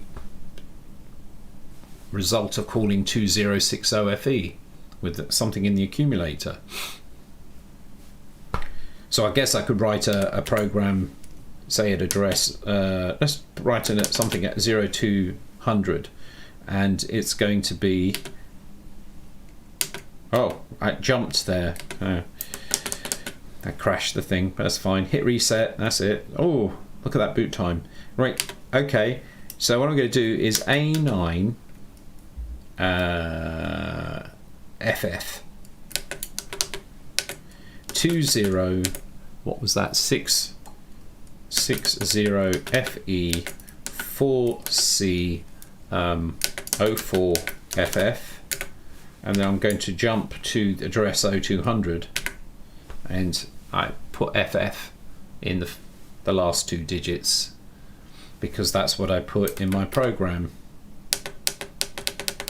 In here, A9FF, load accumulator immediately with the value FF, and so that's all fine. We will have to enter 6 bytes, so I've done all of that, that's fine. So next one, the logic instructions, OR and exclusive OR. Yes, the exclusive OR, everybody's favorite.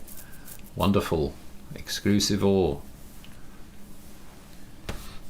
that you will rarely find talked about in academic computer science courses, it seems, unless you're into cryptography.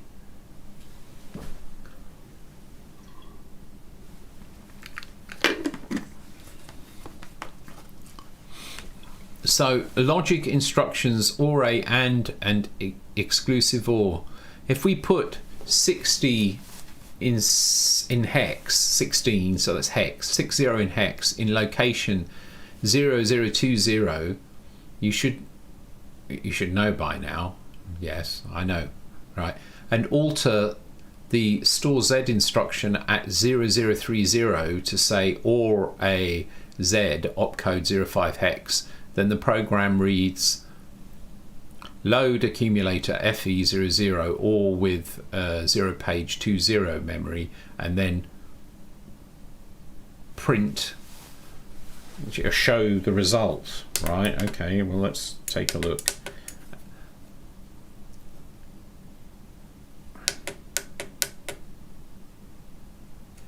A9FF200.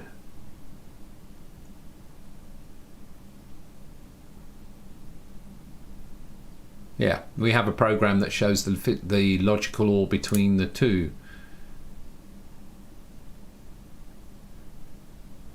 So, oh, it's down there. All right, so load accumulator with FE00. So that's AD.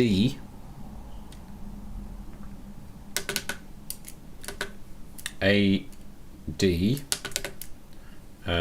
00 FE, and then EOR. I can't remember EOR. I'm trying to see if I can remember exclusive OR. Exclusive OR, the 0 page. Oh.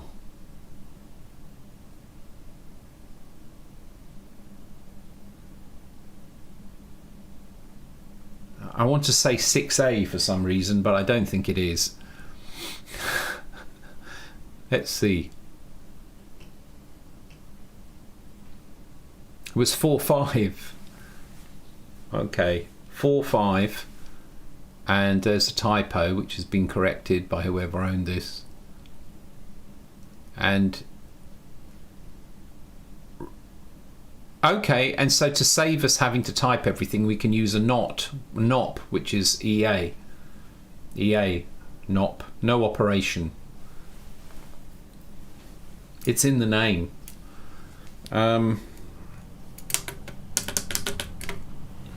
So we can go EA. So this was useful because it would save you from having to relocate your code, and sometimes you would put NOPs in there just to leave a bit of space for where you suspected you would need to add code later. So A5, load 0 page, whatever address 21, and then 4.5 is the exclusive OR with 0 contents of 0 page 20, and then we're going to do the jump to subroutine at 60 FE, and then jump to the operating system 4C 04 FF, and then we'll try 0030 go. A5 is the result.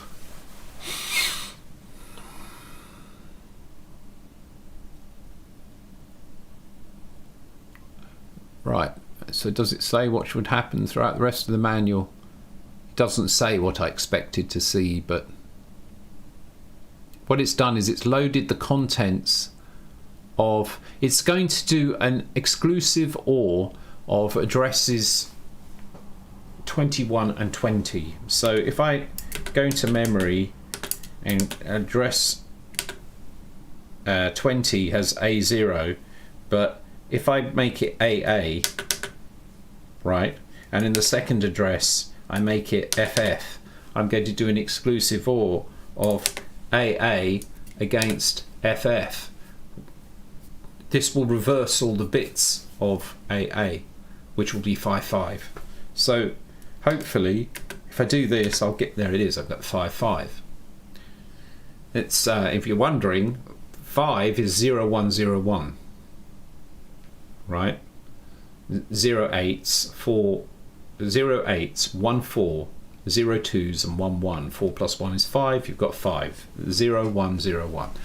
If you reverse the bits in that nibble, you get 1010. That is 8 plus 2, or 10, or A. So AA is 101010, and 55 is 010101. So you can see how one is the reverse of the other. Interestingly, well, we'll save that for later. All right, so and it will be used throughout the rest of the manual.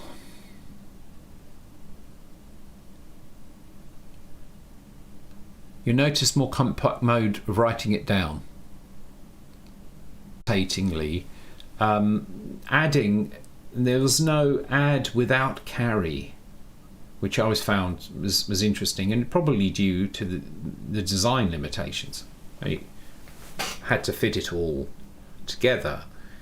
There is a maximum of 256 opcodes, because the opcodes are all 1 byte in size, and not all of them are used actually, but in order to make it easier to construct the circuitry of the 6502, which incidentally was drawn by hand, they basically created the masks for the 6502, the engineers that designed it. The masks for the 6502 were drawn on huge sheets of paper by hand. The traces for all of the parts of the layers within the chip were all drawn by hand, which is incredible.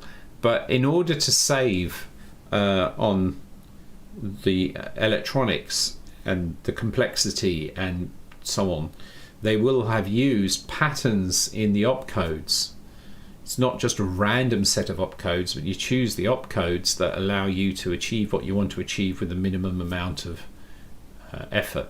And there was probably a very good reason why they didn't implement an add without carry.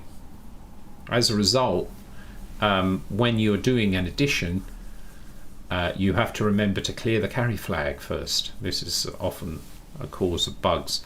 The other thing is that if you were subtracting, you would have to remember to set the carry flag first. So interesting. Anyway, from logic operations, progress again to arithmetic, looking at OR A, or E or Z, and Z would lead one to assume the existence of add Z. Well, there isn't one. There's only add with carry. And so add with carry, 0 page, set carry flag, and clear carry flag. The instruction 6.5, 0 page, add, 3.8, set carry, 1.8, clear carry. I don't remember the 3.8 and the 1.8. I remember the 6.5. The reason for this is that by the time I was doing arithmetic, I'd moved on to the Acorn Atom probably, and the Acorn Atom came with an assembler so that you could use mnemonics. So 3.8 and 1.8 doesn't really ring much of a bell. This is most unusual and a trap for unwary programmers, especially those used to microprocessors which possess an add instruction. The carry flag must be cleared before an ADC, or it must be in a known state. Unexpected answers will appear. When the microprocessor leaves the monitor using the go routine, the carry flag is set. Failure to clear it before an ADC results in an answer 1 greater than expected. Another trap for those used for different microprocessors is the decimal flag. Instead of a single decimal adjust instruction to adjust the result of binary arithmetic on BCD numbers to BCD, there are 2 instructions. There's set decimal mode and clear decimal mode, F8 and D8, which actually do ring a bell for some reason, which instruct the processor to do automatically or not do the adjustment after the arithmetic operations. This results in shorter, faster programs for handling BCD arithmetic, which merely by changing the decimal mode flag will handle binary arithmetic. In order to fully utilize the microprocessor's power, the monitoring subroutines for fetching keys and outputting data to the display have been written without arithmetic, so they may be called with the decimal flag set or cleared, and they will not affect it. So that's clever. That's clever. Actually, yeah. So let's do a decimal addition. All right.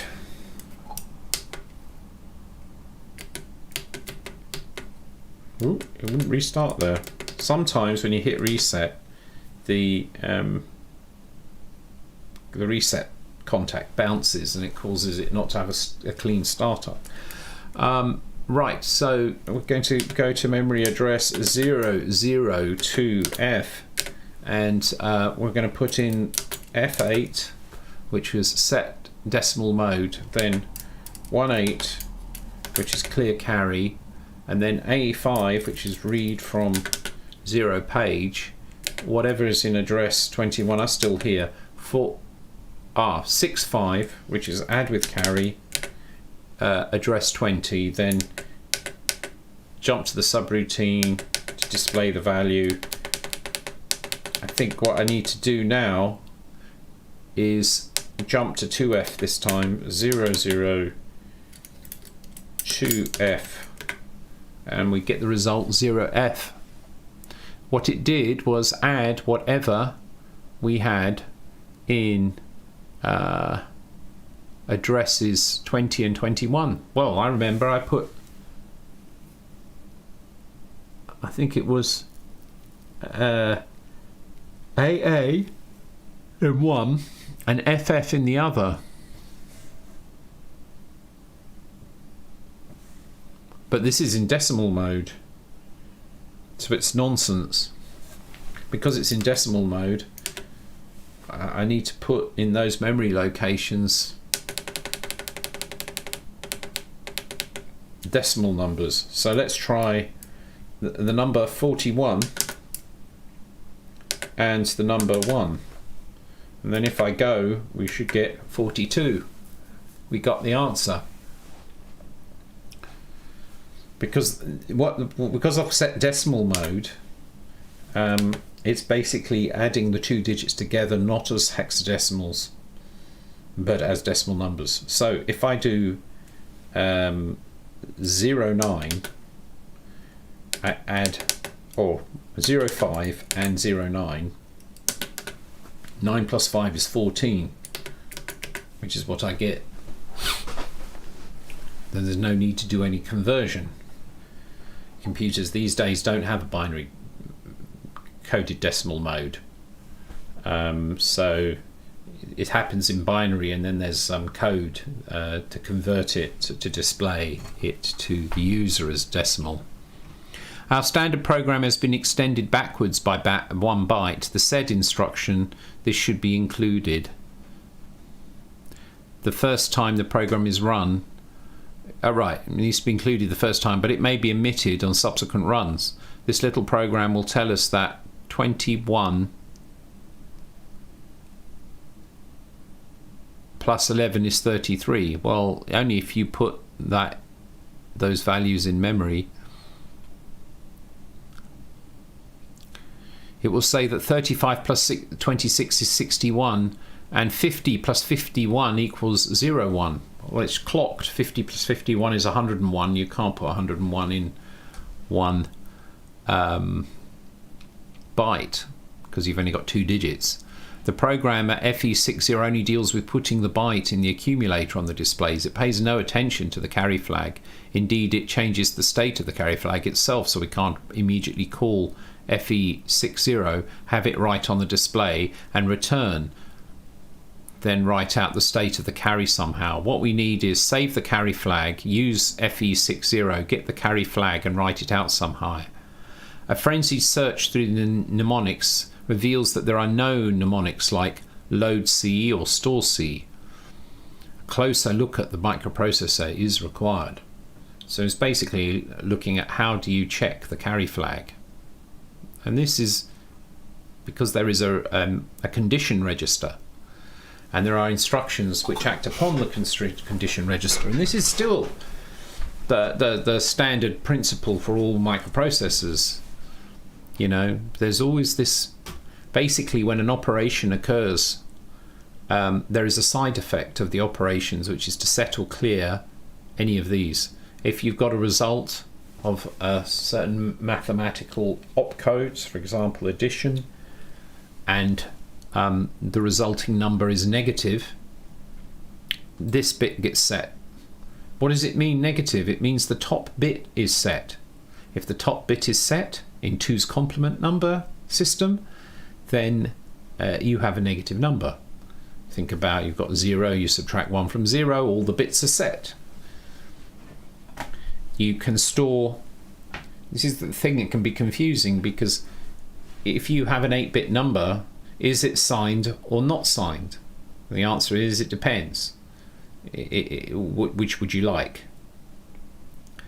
If you take 0 and you subtract 1 from 0, you get FF.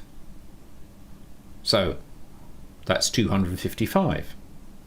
But if you are treating it as a signed number, it's -1. So in this way you can either map your numbers, well, you can map your numbers whichever way you like. Actually, you could decide that we'll just pretend and have 0 start at 20. The microprocessor doesn't care, right? It will do the math anyway, and then you have to remember that, well, really you have an offset on everything. But what you do know for sure is that you can only have 256 different numbers that you can store in 8 bits. That's all that's possible. 256 numbers are storable in 8 bits. You haven't got any more. So if you are using an unsigned number, then you've got free reign to go from 0 to 255. But if you want to use a signed number, you can't go that far anymore. Anything that you use for the negative numbers need to come from the budget of positive numbers. So why not split it approximately 50-50? And that's what is done. So what does that mean? It means that you can go up to 127, which is 0, 1, 1, 1, 1, 1, 1, 1. 7 ones and a 0. You can't go, if you go any higher than 127, the top bit gets set. It'll be 128. But if you treat that as a negative number, it's minus 128. And so you get the range to plus 127 down to minus 128. Then you might ask, well, why is it not symmetrical? Which is, I mean, that's a great question. Why is it not symmetrical? It's not symmetrical because you've got 0. So if you need to have one of the 256 numbers needs to be 0, which leaves you with only 255 numbers to spread between positive and negative, and that's an odd number, which means that one of them has to give way. And in fact, the one that gives way is the 127 is the limit, because you have a 0. And if you do that, then the top bit now represents whether or not it's negative. If you're interested in that, if you care, if you're going to treat it as a negative number. So it's the most stupidly elegant thing. If there's any mathematical operation such as addition or subtraction, and the resulting value of that operation has the top bit set, it sets the negative flag. And so that it sets the negative flag so that a subsequent operation can then say, oh, what we just did turned out to be negative. And this is very useful, because if you subtract two numbers and you know that the result ends up being negative, that's how you can check if one number is bigger than another. And so there are fake subtraction instructions on microprocessors. I don't remember if the 6502 has it. We'll take a look. But certainly the 68000 did. I don't remember, to be honest. But the 68000 did for sure, that you could do a compare instruction. The compare basically does a subtraction and just throws away the result. It's a lovely, elegant thing. It just throws the result away. It goes through the whole process of doing the subtraction, which it does in one cycle anyway, so there really isn't anything to save. And all it's interested in is if that result that it's going to throw away had the top bit set, and if the top bit was set, it knew it was a negative number. And so you can use, from that, you can create a branch if negative. So that allows you then to subtract two numbers from each other and then do a branch if negative. You can construct the equivalent of if A is less than B, do something, or in fact jump around the thing, so if it isn't, so we've got a negative flag. We have an overflow flag. Now this is a hobby horse of mine, the overflow flag, which is there right on the 6502 early 8-bit CPU. All microprocessors pretty much have an overflow flag. And what does this allow you to do? It allows the microprocessor to understand that a mathematical operation resulted in an invalid result because you exceeded the available range. So an example of this would be if I take the number 120 and I add 40 to it, right? It's not going to be an overrange if you are in unsigned mode, but let's say you are unsigned, and that's an interesting point because I can't remember now how it decides whether it is or it isn't. We'll have to look at the behavior of the overflow flag, but the principle is if you add two numbers together and it causes the wrong result, like you've gone over the limit. So if you've got a signed number and you go over 127, you're going to end up with a nonsense result or misleading result, right? And then the microprocessor notices that, has circuitry to notice that and set the overflow flag. Brilliant. I mean, that's so good because it can help you avoid those nasty problems that arise when you have an arithmetic overflow. So guess what is not available, that you have no access to in C or C++, or you really only get access to if you're writing in assembler? Yes, the overflow flag. And I really don't understand why. I mean, why not have it in the language?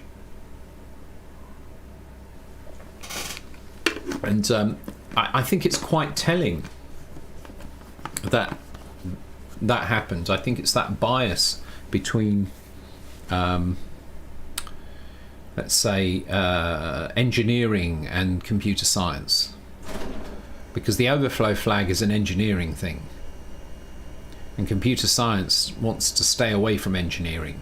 It likes purity of things, I mean, after all, mathematicians don't have an overflow flag, do they? And so that's why the languages that primarily have been evolved by academics, maybe that's why you'd have no access to the overflow flag, which is a great pity.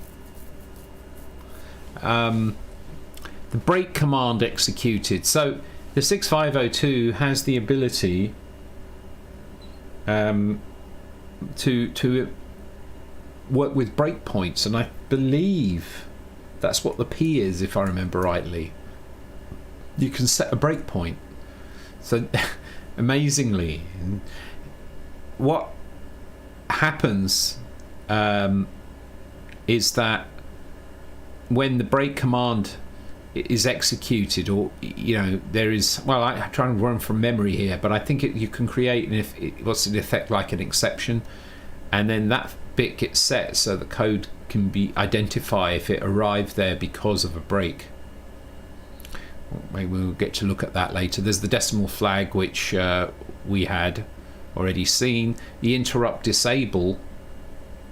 If that bit is set, then the interrupt doesn't work. Now that's a pin on the CPU that when it is activated, it causes the microprocessor to jump to a subroutine, in effect like a subroutine, an interrupt handler. No matter what it's doing at the time, it'll interrupt what it's doing to do something else. And interrupt handlers are quite powerful, and used for a variety of things. I mean, like for example, on kickoff on the Atari ST, the way that I made the pitch bands 2 shades of green scroll, there is no scrolling available in the hardware of the Atari ST. So I faked it by switching the color of the background on a horizontal blank. So as the beam of the image is drawn like this, when it hits the end, it was possible to get a signal to the CPU to create an interrupt so that you could have a routine that would do some code on the end of every scan line. And so I used that to change the color of the background on the fly. It's a very old trick. The beautiful machine, the Atari 800, Atari 400, I actually made games for that, not published, but I made a whole shooter for that. But the hardware on that was beautiful. It was a real joy to play with. It's such fun. That would be a great one to look at. The hardware of the Atari 400, 800. Wow. Well, one of the things that it had immediately, of course, was that facility. I think even the 2600 probably did as well. But the Atari logo, I don't know if you've ever seen the Atari logo with the multicolored bands that scroll thing. That was really a trick. It's just the plain old logo, and then the colors are being switched on a horizontal interrupt, and then you make it roll and you get this effect. So this little thing here also has an interrupt, and you can disable it. So if that bit is set, that input on the CPU is ignored. 0 is the similar principle to negative. If the result of an operation is all bits are set to 0, it sets the 0 flag. So you can use that to compare two numbers to see if they're the same. And finally, you've got the carry. Can we then use LDP and STP, to load the processor status register? No, you can't access those directly. In order to solve this problem, we must introduce the stack. Did you wonder just what happened to PC during a JSR? You were told it was saved. Where? How? It would be terrible to have to specify where it had to be stored. What's needed is some place where it could be put down and picked up again. It'd be good to allow nested subroutines. So, to have a subroutine that calls a subroutine. We can't just say that the PC is saved in a location. We wouldn't get back from Albert, since the call to Algernon would have destroyed the necessary information. So the stack pointer, we need something that will decide where L and M are, whatever L and M were. Right, the locations where we're storing the addresses. Depending on which subroutine we are in, an obvious choice is to use an array of memory locations and a variable which points to the current location of L and M. Each time we do a JSR, we step up the pointer, and each time we do an RTS, we step down. With Acorn, we'll need 2 bytes for each return address. This is no trouble. We just increment and decrement the pointer twice. The whole process is carried out by the processor automatically on each JSR and RTS. The pointer is called the stack pointer, and it's a special 8-bit register inside the processor.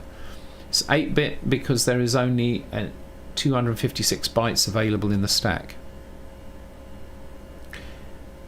The array is usually called a stack since it can also be used to store things other than return addresses. The actual stack runs from 01FF down to 0100. Ooh, let's take a look. So we can inspect the stack. AD. No, that's not the stack. Here it is. FF 4701 FE 73 FE. You can see these are addresses in FE. These are calls to functions by the operating system, and they're just lying around in the stack, and they'll probably change as I'm doing this because I'm looking at a stack that is so that's kind of interesting actually. So what would happen if I started zeroing out the stack? So if here I go, it won't let me. See, look at that. Won't let me. It let me do that one. I suspect that something must crash in a minute. I mean, I'm scrambling the stack.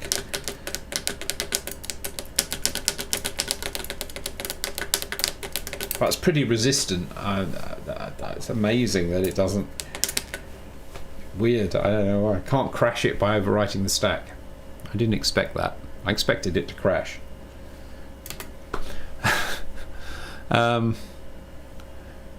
So right, and it starts at the top because it works backwards. An empty stack has a stack pointer at FF.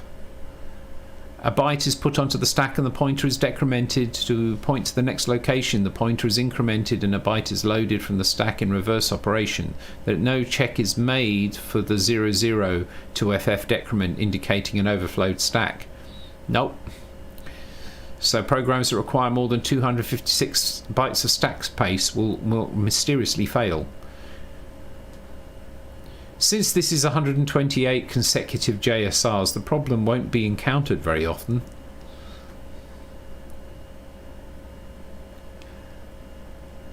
So there are 2 instructions available, PLP and PHP. We can pull the processor status off the stack into the accumulator, and we can push the status flags from the accumulator. So you can set or clear them, but you have to use them through the stack,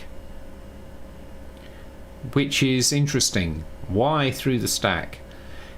Well, because you actually want to be able to preserve the status registers between function calls or subroutine calls if you wish. So you could make using this you can make a a subroutine that does not modify the status flags. At the beginning, you do a push P of your subroutine. You do a push P, and it pushes the processor flags onto the stack. Then just before you do the RTS, you can do a pull P. And so now the stack is being used not just for storing the return address, but also for preserving the status register of the processor. So that's going through and showing that. We've now managed to save the carry flag.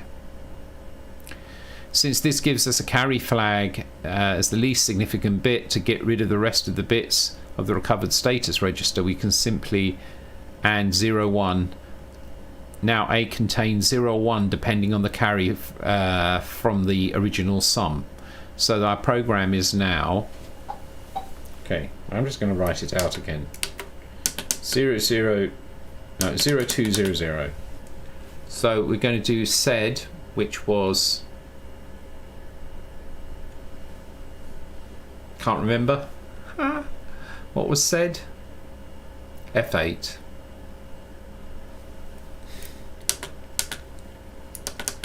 Oh, 0020.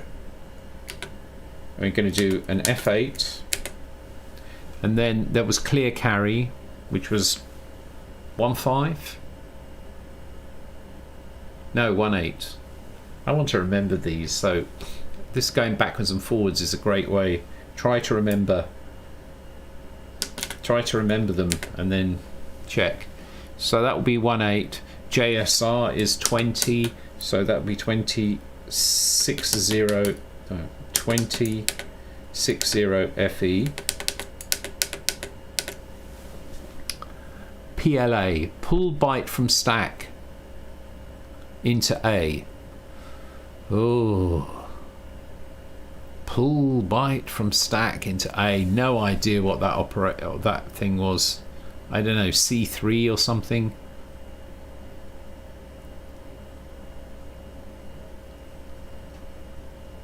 Pull A, 68.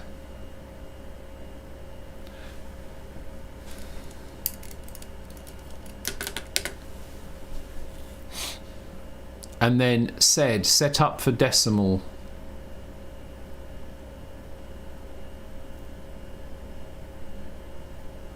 Oh, that's interesting. I thought I already just did that. So what did I do? I said F8. Sed. Alright.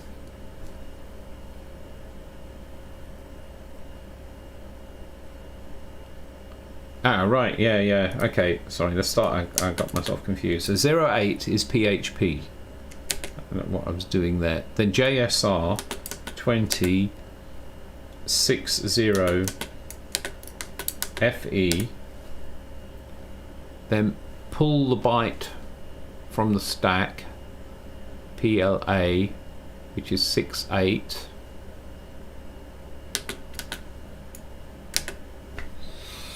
And then we need to set the flag, decimal flag, which is F8.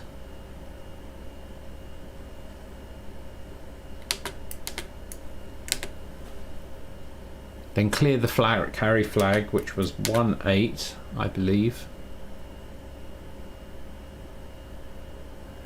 Then we want to load the accumulator, so that's A.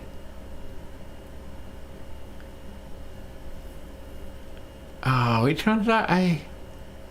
A5 with what's address 21.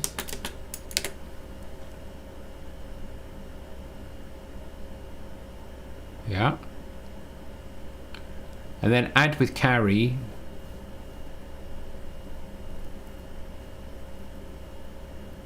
Which is 65.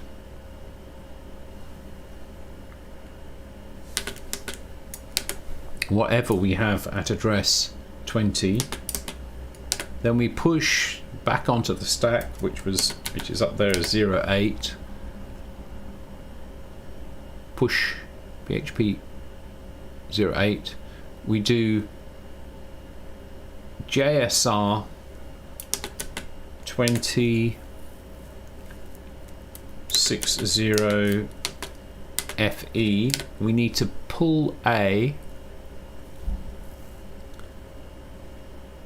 What was that again? Pull A 68. And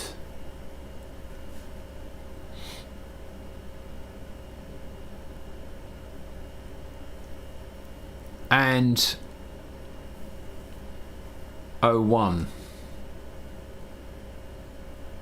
which is, well, I was 29, I'm getting ahead here, 2901.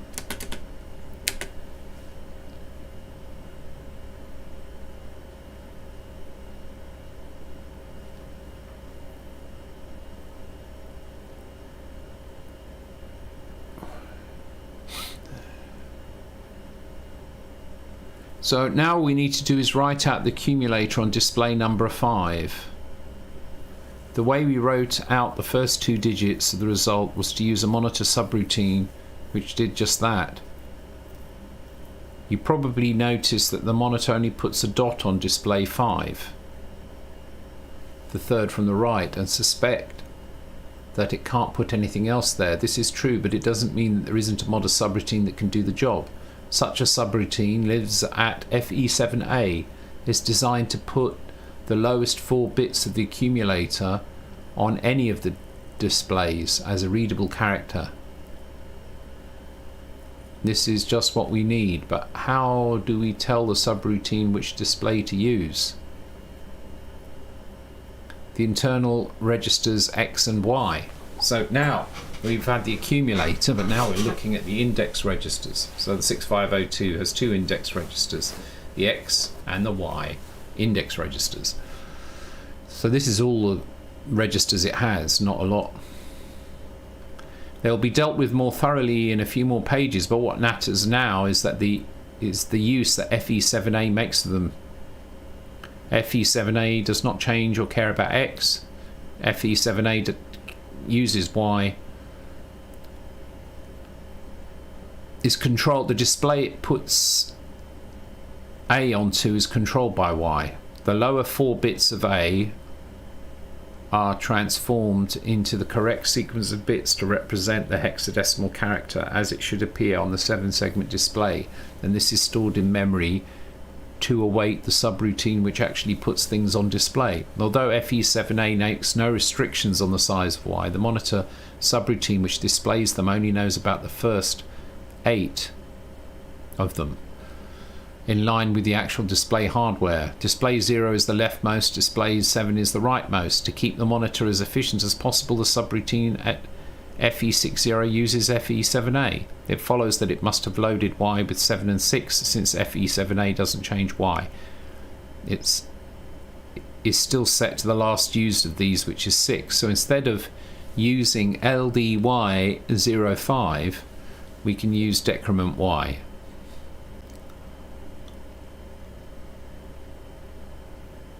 To set Y to 5, thus saving a whole byte, but no time.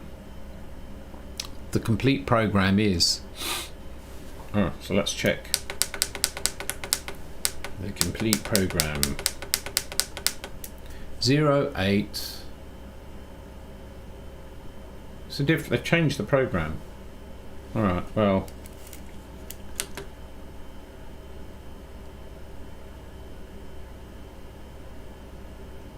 I'll just type it in here. F8 18 A5 21 65 20 08 20 60 FE 68 2901 88 27A FE 4C 04 FF and we run at 2F and we end up with 14.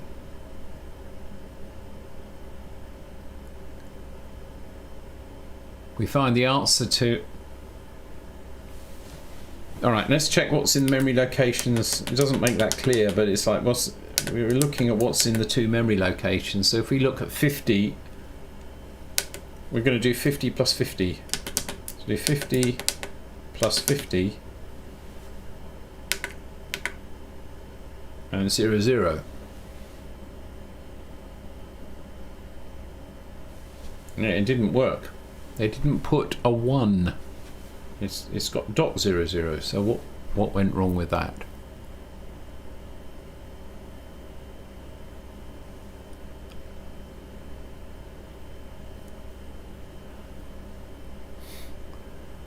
So let's debug it. Oh, I think maybe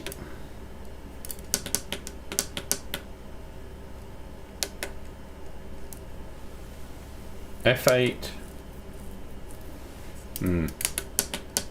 0, 0 to F. Did I put it here? F8 18 A5. Yeah. So F8 is said, 18 is clear carry, A5 load accumulator from address 21, 65 is add with carry whatever is in address 20.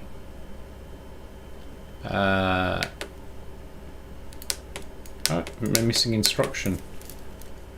08. Yeah, I missed an instruction. 20 60 FE 68 2901 88 20 7A FE 40 4C, sorry, 04 FF. So yeah, it's got 101, but there are other digits which are confusing things, so maybe we need to clear the display. This is what they're saying. The monitor subroutine at FE88 is easy to do the third option. FE88 is the routine which fetches 4-digit numbers terminated by any command key into the 2 bytes in 0 page.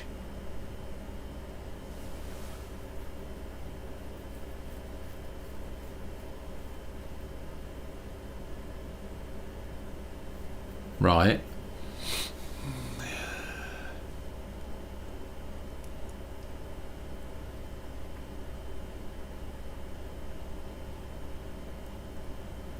So they're extending the program backwards. So let me just type that in. I'm not sure what that routine, the description of what that routine does is not that clear. So if we go back to 2A, we can say F8, and I'm writing backwards behind in front of the program so that I don't have to move the program, because the thing is that if you have to move the program, you either have to completely retype it in, or, well, yeah, unfortunately when you load from cassette, you can't specify where to load it. So you have a big program, then you would write a piece of code to relocate your code.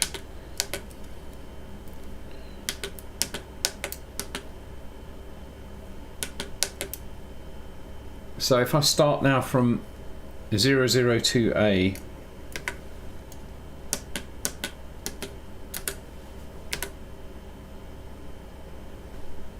that's a bit weird.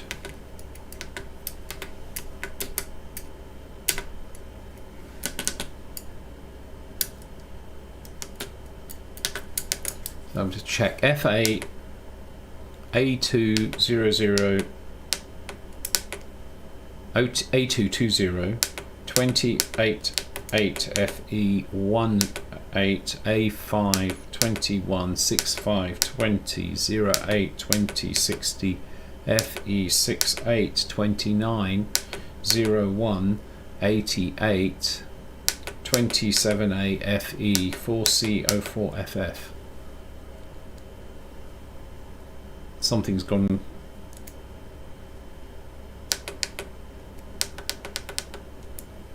No.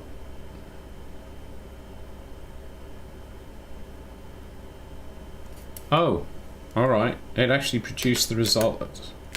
Yeah, it produces the result that it said, but I don't understand what it's trying to do, on the assumption that still contain the 50s added together as before.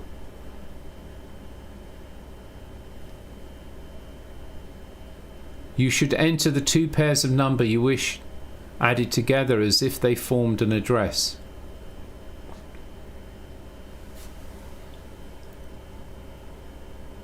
Oh, right. It's a routine that accepts input. Oh, right. So I can say 4501. And then what? And then hit 4501. 45 plus 1 equals 046. So it's added the two numbers here. 45 plus 1 is 46.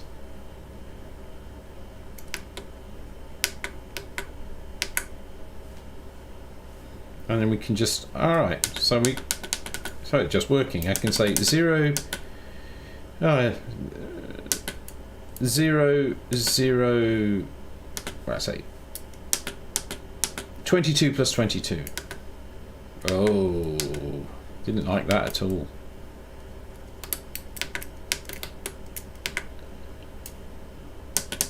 Zero zero two A. I think it's a bit messy. 002A. Okay, so I can maybe I have to restart the program every time. So if I say 2222, the result is 44. 22 plus 22 is 44. If I keep typing, right, and then I have to go again. All right, so 88 plus 88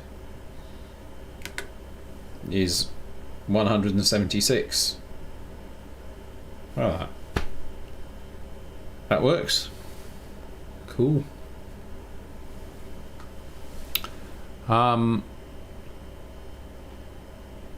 The remainder of the instruction set. So now we've got branching.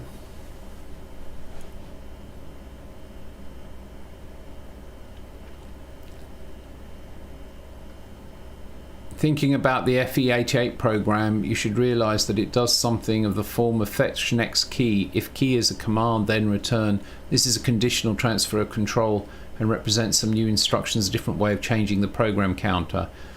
It's talking about branching, as I described. You know, the Z flag, the V flag, and the N flag. You can branch or not branch if any of those are set or clear.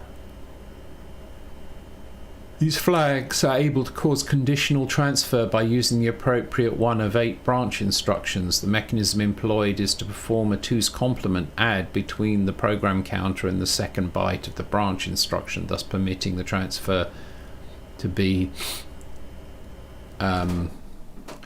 plus or minus 128 bytes from the next instruction. This is called relative addressing. So one of the problems of the 6502 is that if you want to do a conditional branch, they all specified addresses as 1 byte because they're all relative branches. And that's fine unless you needed to branch more than 127 or 128 bytes. Then you couldn't. What you would have to do is do a branch around a jump. So that would be, you know, you do your condition, and then if you want it to jump, then you don't do the branch, and if you do want it to jump, then you don't jump around the branch, right? The conditional being local, and the jump always, being able to jump anywhere in memory.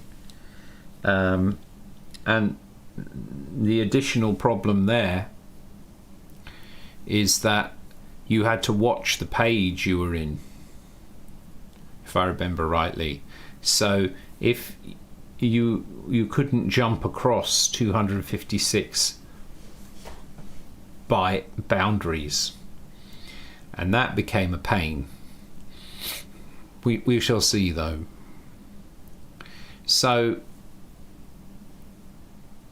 the mechanism performs employ 2's complement, add between the program count and the second byte of the branch, so you can jump forward or back, forward by 227 bytes or back by 128.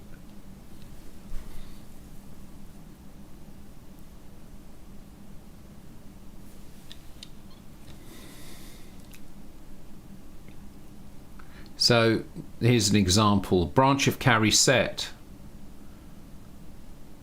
sort of here, set carry, branch of carry set. These small branches are, conditional branches are relative and limited in size. So it's going through that. So if the carry flag, if the carry was clear, it is set. If it was cleared, it was cleared. That's an example. If the carry flag is set as before is cleared, and we set the branch.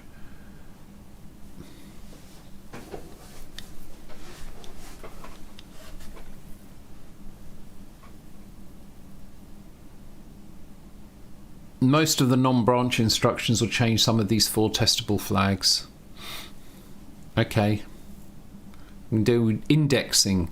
So it's important with the index registers, you can look things up in tables in memory.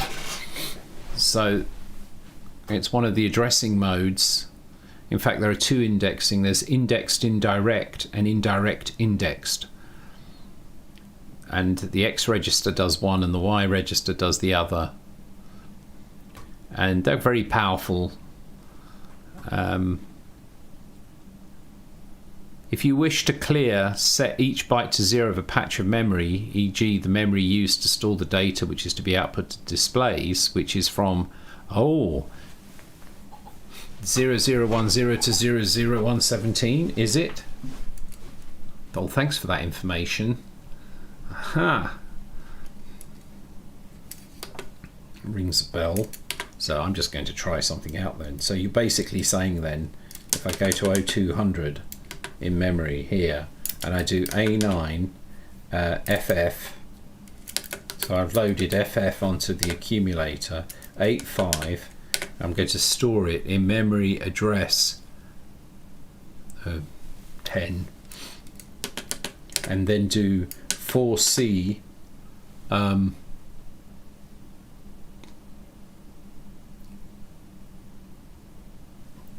04 FF, and I run 0200. Oh, look at that. That the left hand digit has become an 8 because I stored FF in there. So I have a way of manipulating the display. Cool. Well, this is where I stop reading the manual.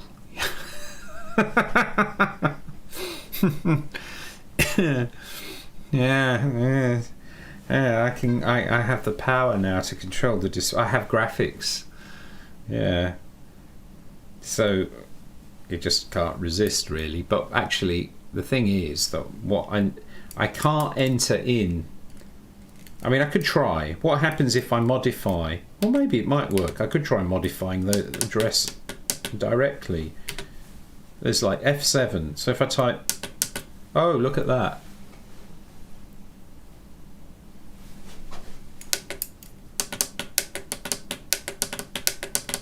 But at some point, you know, it's using the display for the thing I'm using to modify the display, so I can't clear everything. But it looks like I can set the first digit without really any problem. So I can just go in here and write in FF, and we've got the 8 there, or 66. That's 4, or 88. See? But if I want to actually display something myself now, I need to copy memory from, you know, what I want displayed to the display when I run the program. So what I'm going to do is, I think from address 20 is user space, so the operating system only uses like 32 bytes at the beginning. So in here I'm going to write what I want to display. So I'm going to just try, say, 01, 02, 03, 04, 05, 06, 07, 08. Well, I've gone past, only have 8. I've got to set 8 bytes, one for each segment of the display. And then I'm going to go to 0200, and so I want to write a program to copy the memory at 0020 to 0010, 8 bytes. If I copy those 8 bytes, then I can put anything I like on the display. So let me see if I can just A9, load the accumulator with no, I want to load the X register, which I think was A8. I think it's time. I'm ready to skip this, I think, and go looking at the instruction set.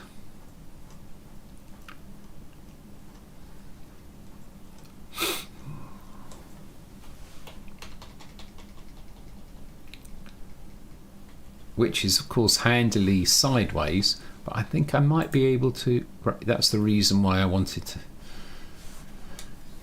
I can rotate that one. Let's have a look at the instruction set. Accumulator reference, add with carry, yeah, okay, and branches, and then this one is going to be decrement Y, transfer A to Y, and then stuff like that. Is there a load? I seem to remember there was a load X. That was A2, immediate, not A8, it was A2. What was A8 then? I don't know, it's A2. No, that rings a bell. The other thing then is we need to look at these opcodes here. These are all the opcodes.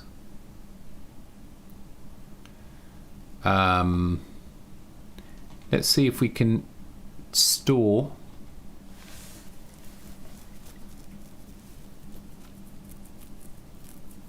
X, store Y, store A. So if I want to store the accumulator, we can store it in 0 page. We can store it 9.5. This is in 0 page. That was right, that rings a bell. 9.5 is store the contents of the accumulator at the 0 page address held in X. That's what I want. So we're going A9, no, A2 to load the X register immediate. Load X immediate A2.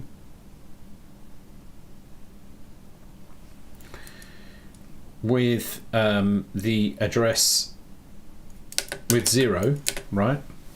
Then the next one is going to be store the accumulator with a 9.5, because I want to store it at not 0. I need to know, oh,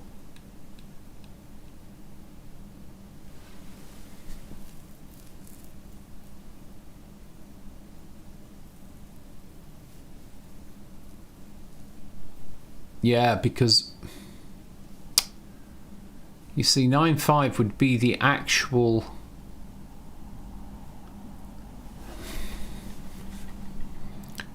ZX. How many bytes does that take? It doesn't seem to indicate how many bytes. Well, we can look at the opcode. Store A was 95. If we look at the opcodes here, 95. Store A in 0 page where X is.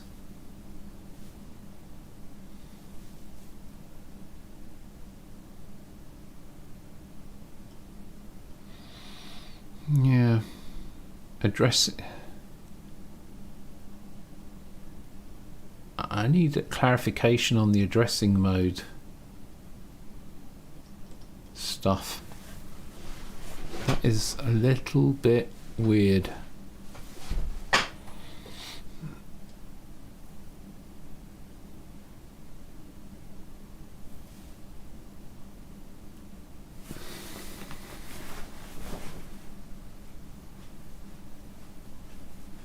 No, it doesn't show what how many bytes the opcode expects.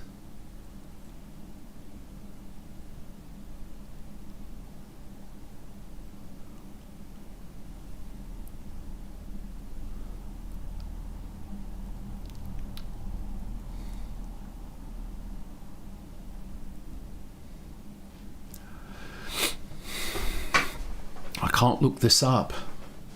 This is all I had. 85, 95, absolute address.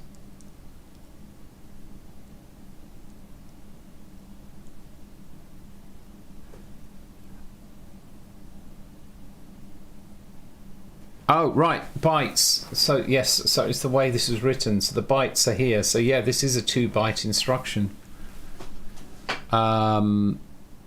If it's a 2-byte instruction, then the second byte must indicate the address. It must add X to the address I give it.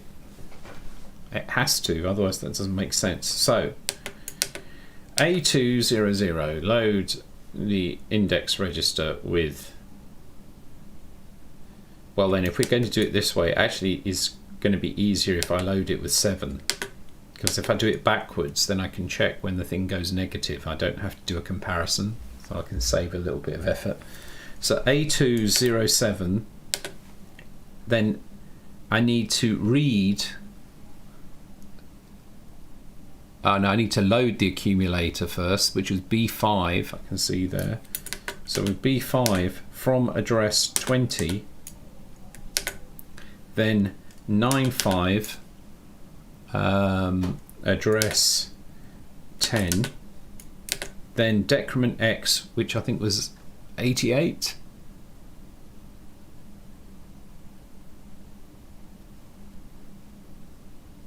'88 was decrement Y. That was close.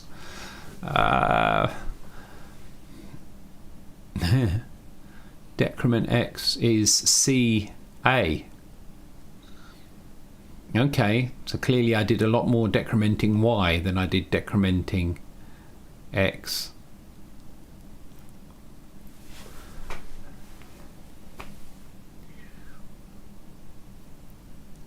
Okay, so we do CA. I've decremented X. Let's check our code. 8, load 7 into the X register. Load the accumulator with address 20 plus X. Store in address 10 plus X. Decrement X. And then we need to do a branch if plus BPL, which is 10. And then we need to get the right branch back, and so these were a pain to calculate. So I just I want to see an example. If we do branch, is there any branch if equal finish? Here's finish. We can see this is F6. So if we go back from this address, which is where we're at the end of this instruction, before the jump, I think it is, we can go FF, FE, FD, FC, FB, FA, F9, F8, F7, F6. Let's try that again. So you go to the instruction following the branch if equal, which is here, and then we can go back F6, FF, FE, FD, FC, FB, FA, F9, F8, F7, F6. So that is fine. So I need to go back from here on the branch. We look for the branch.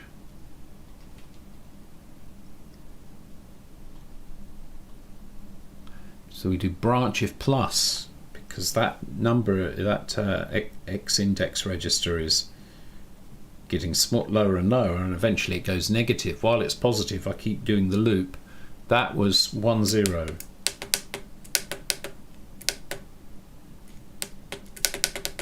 So right, load 7 into the X register, load the accumulator with 20 plus X, store the accumulator at 10 plus X, decrement X, branch if plus, we go to after the instruction, and then we step back FF, FE, FD, FC, FB, FA, F9, F8, F9. This is F9. Should take me to the instruction just after the setting of X. F9. So I believe F9 is the correct jump. Then after that we do 4C 04 FF. Let's check the code. A2 07 B5 20 95 10 CA. I lost the F9 4C 04 FF, 4C being jump. A207 B520 9510 CA 10 F9 4C. So when it's not going to branch back when the X register goes negative, and then it jumps back to the operating system. I think we're good with this. So, but you know what? Let's try saving it to tape. Because now I'm doing, the problem is I've written a program that's copying memory, and so because it's copying memory, I could, well, it's probably quite unlikely actually to crash and wipe memory, but why take any chances? And I haven't got this to work yet, have I? So let's see. So what we do at this point, my program, it ends, yeah, it's less than 16 bytes long. So what I'm going to do is go to save, and I need to put the start address in 0200. The end address is 0210 is perfectly fine. Let's see if this, right, I seem it's probably pulling the wrong device. Yes, it is. We should now be on this one, this device.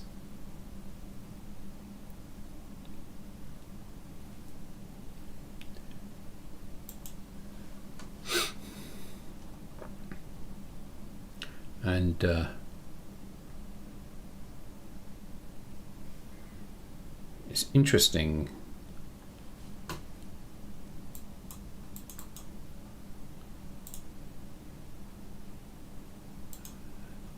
Okay, so this doesn't work anymore. Where are we going?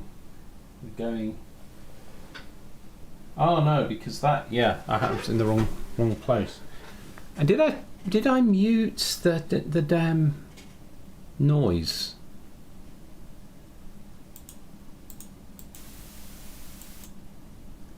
I mean, audio output. Oh right, no, it's when I play that you can hear it. That's true, and I'm not actually playing. So what I need to do is set this to number 8. There we go. And if I record, it's picking up my voice for some reason.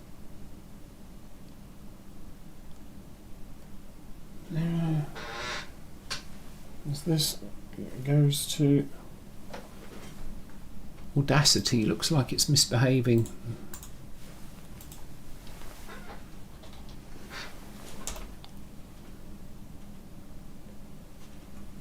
So what I'm going to do is try. Oh right, yeah, it was misbehaving. This thing here, you can see is the tone is actually being recorded, so that the cassette output always outputs a tone.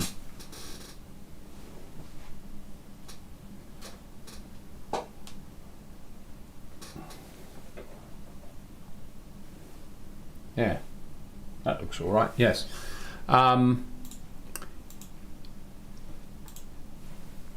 That's always there. In fact, the circuitry is not capable of ever being silent. It either puts out a frequency of about 2.4 kilohertz, and then it's able to put out 1.2 kilohertz, and it's the switch between the two that that stores the information at the princely speed of 300 baud, or 30 bytes per second, as it uses 10 bits. See here, it's a square wave, approximately. So this is how cassette decks worked, you know, saving programs on cassette tape. This is a very primitive version though, very slow. 300 baud. Now when you will see the pattern change when there's an actual signal, the actual data, right? So that will happen when I press save again here. So I'm just going to record and then hit this S, and it's already done. So it's over really quickly because it's only sending 16 bytes, and the data I think is in here. Let's see. Oh,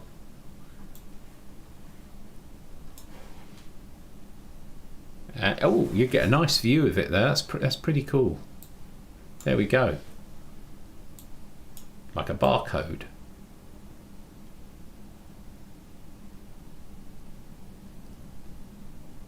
So that's saving 16 bytes of memory. So I could always try. See, this is the nerve-wracking bit. If something goes wrong when you try to reload it, no, you wouldn't have heard that. You'll only hear it when I play it. So I'll only play it and then you can hear it. It's not connected up.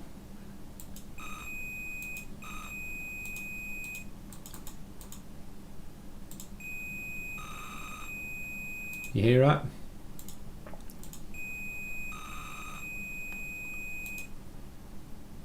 So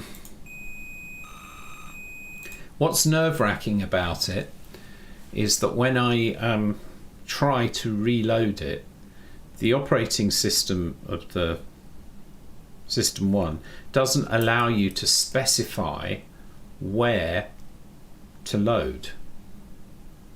So if it fails to read it, it will wipe out or corrupt the thing that you just saved. It would have been nice if they had in here the ability to load from an address. That would have been great, because that would have also allowed you to relocate code.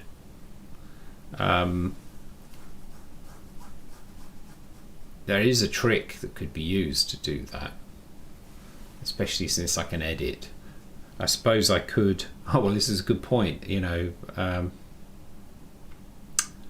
but it would not be authentic. What I was thinking was, is I could record the tone of, you know, saving or saving a different location, and then splice it in, and then it would just do it. So anyway, but I'm going to give it a go, because it's not a big deal. It's not going to take me long to sort of type it in again. So let's reset, and I'm going to hit the load straight after hitting play. So here we go. I hit play. Now that actually worked. You see, it was kind of exciting, wasn't it? That left digit, the leftmost digit, was going blah, because what it does while it's reading from tape, it's a bit CPU intensive. It doesn't run the display. It can't run the display.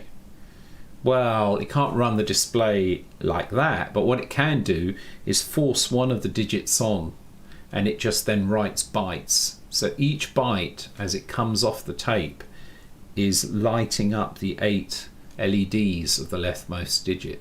I'll just do it again. That was pretty cool. So you use that, you got some indication of that it was trying to load the program, but when saving it's always blank. So we'll try it again. Here we go. And as soon as it finished loading, it goes back to the to the prompt, which is all the dots, and then you know everything was good. And if we go and look in memory, my program is there.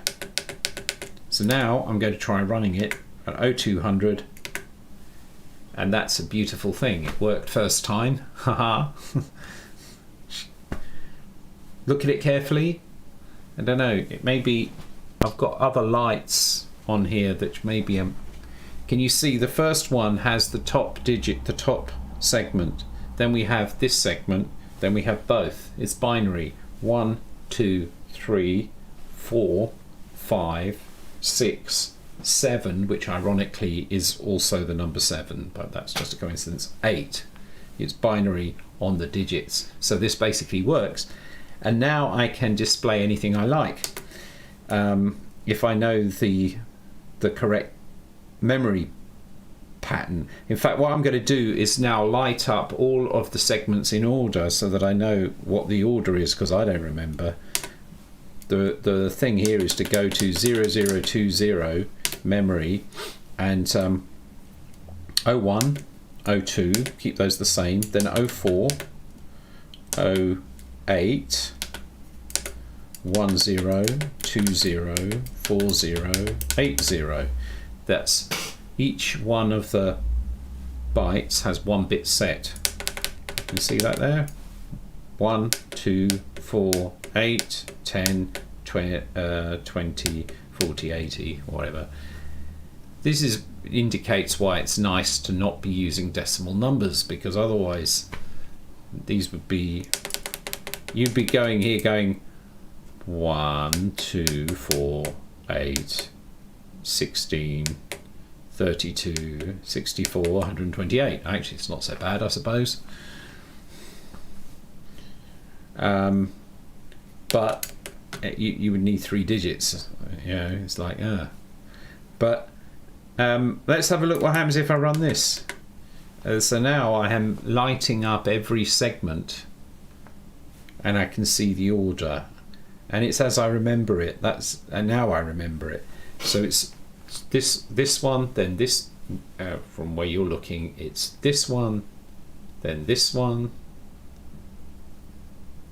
then this one, then this one, then this one. It's going around in a circle, then that one, and then as it's gone round in a circle, the last one is the middle bar, and then the dot at the end. So if you've got that, I'll be able to write a message. This is a great exercise because now I'm mapping that into hex so that I can say, I want it to say hello. I don't have the space to say hello world, but I can make it say hello. So all I'll do is go back to here, and I have to picture from bit 1 is the top, la la la la la. Okay, so hello 01106 1100. Hang on though, I've just gone from digit 1. Maybe I need to go back the other way. Would that be easier? I don't know. Let's try again. 0110 is definitely 6. And then the other one is 1100 is 3. In my mind, it's a lot easier to work the other way around from the top bits to the smaller bits, so I'm going to try it that way. So then I need to start with the dot, then it's the center, and then I go anti-clockwise. Okay, so in that case, it's 0011, which is 3, 0110, which is 6. 36 should give me an H. E is 0111, which is 7. 1001, which is 9. That should be 79.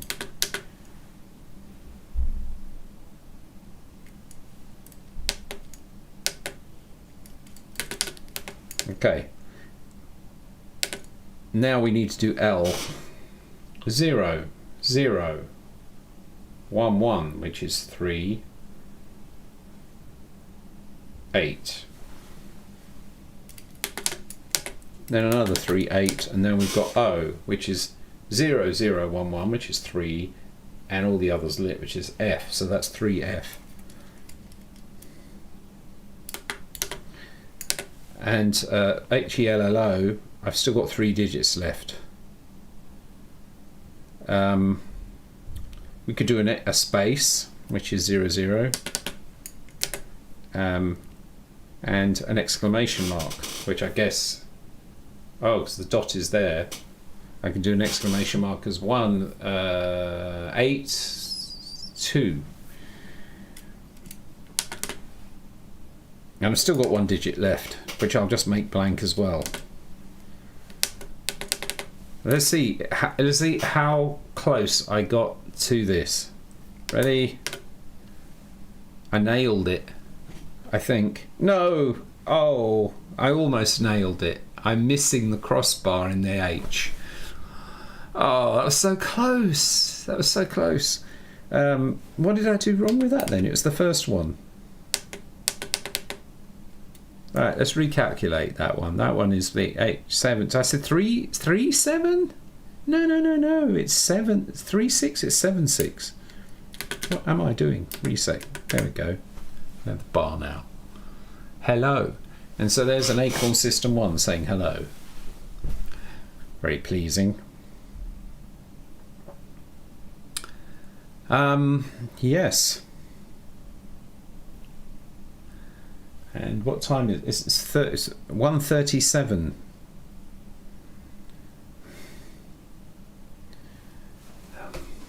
I think I could try typing something in, but let me save. Well, can I save this? I would need to save 2 parts. I would need to save it as 2 parts, wouldn't I? Or what I can do is not be precious about it, because it's not like I'm going to run out of cassette tape or something. So why don't I just save all the memory? I mean, I might as well. Post-Dino time? What? What do you mean by that? Post-Dino time? I don't understand. I mean, I know Postino, but what's the time got to do with it? Got to do with it. I was just running in my mind, what would happen if I attempted to, what would happen, I forgot to play the themes, didn't I? Oh well, we'll go back to normal tomorrow. What would happen if I attempted to save the entire memory and then load the entire memory? The problem there is that as it attempts to load the memory, it's going to be loading the memory over the code that loads the memory. But if I don't try to save the operating system memory, which is the first 32 bytes, we should be fine. So what I'm going to do is, well, it'll be interesting to try, right? 0020, right? I'm going to go from there to 0400, which is the top of memory. So this is going to save all the memory except the first 32 bytes. How's that? And we'll go. No.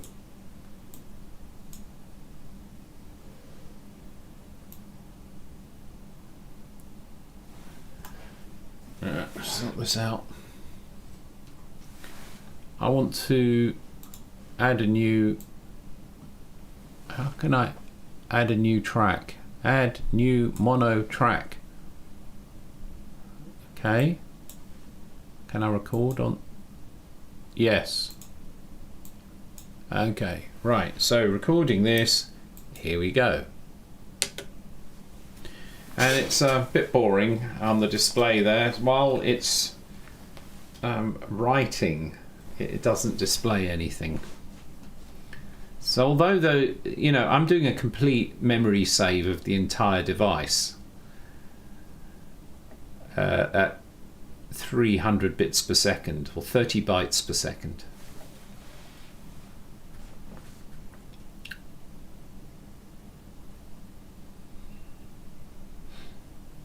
It's actually really fast, considering, because there is not a lot of memory in this thing. So that is the whole backup of the whole thing. So we'll test it. I'm going to disconnect the power now. Reconnect the power. Hit reset. There we go. Now, of course, it's all random stuff in memory. Well, we should be able to reload it. Let's give it a go. Right, so we'll go back, hit load. Well, I think it's a good idea, actually, reset. It's a good idea to load while the lead is on, while the tone is playing. There we go.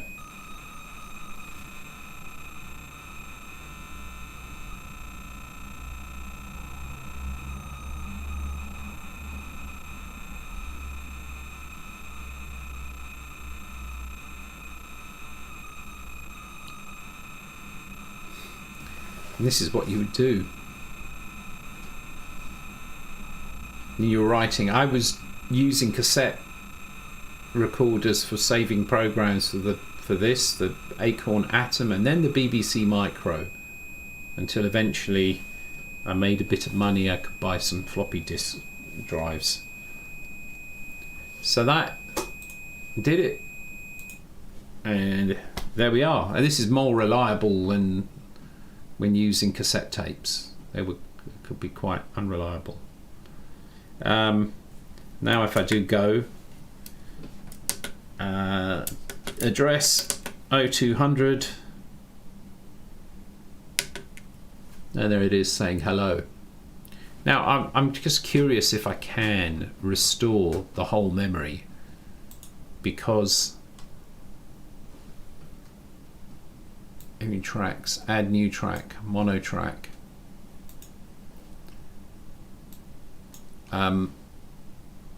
My reasoning behind this is that I had to enter in the Go address, didn't I? Because it didn't remember that because I didn't save the operating system memory. So I'm going to try saving the operating system memory this time. So we'll go from 0000 to 0400. 1K memory dump at 300 baud.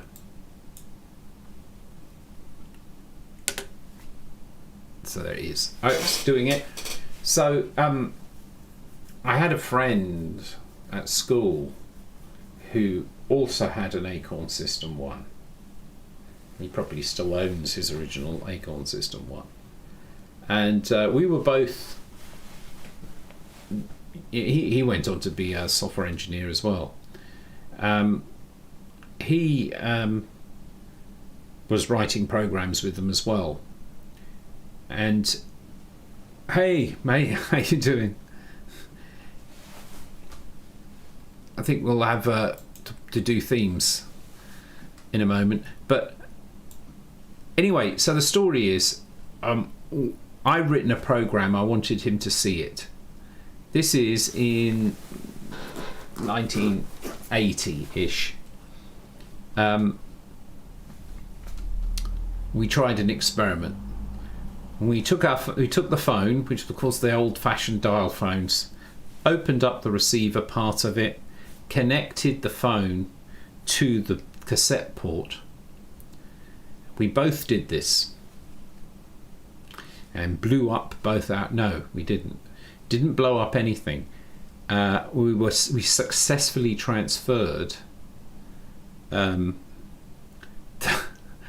successfully transferred a program across the telephone without the use of a modem by literally connecting this to the headset. And it worked. It's amazing. Amazing. That was an exciting moment.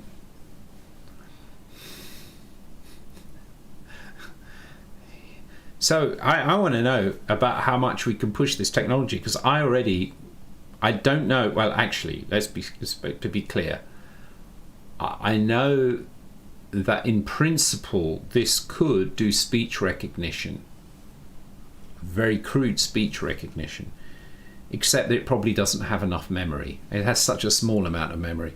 But I was able, with the Acorn Atom, to make the Acorn Atom recognize some words, and that's one thing I want to recreate. Probably not with this. I'm really got the taste for doing all this again. So it's like I'll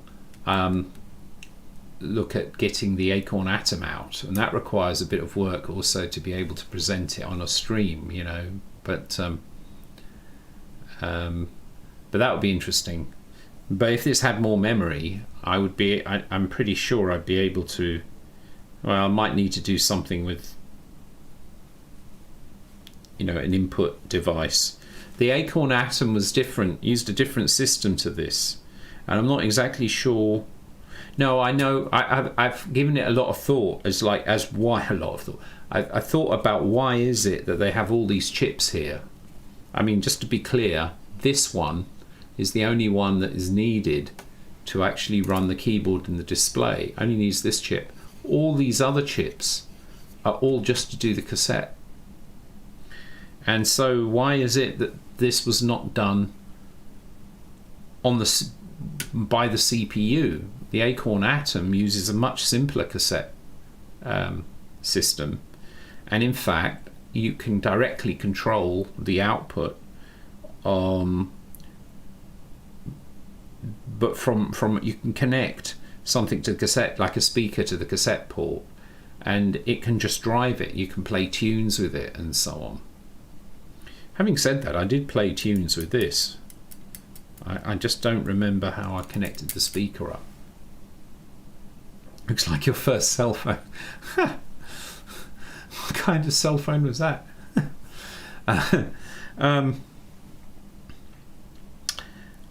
you know, but and so anyway, I think my reason, the reason I think they put this circuitry on rather than relying on the CPU was because it would have taken up too much ROM space. That's my theory. It's just by doing it this way, they could have a smaller operating system. I don't know if this is true, but you know, clearly the CPU, because the Atom CPU is the same. It's a 1 megahertz 6502. So, but anyway, it looks like it saved that, and the test I wanted to do looks like it has saved it. What was all that looks like, because restoring from cassette tape was a bit stressful. So we're going to do a load, and I'm just interested if it crashes because it's loading the load over itself. Probably be all right because it's deterministic. We'll see.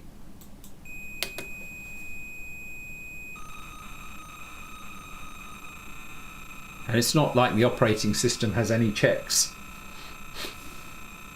You know, it's not going to say illegal memory access. I think it will work.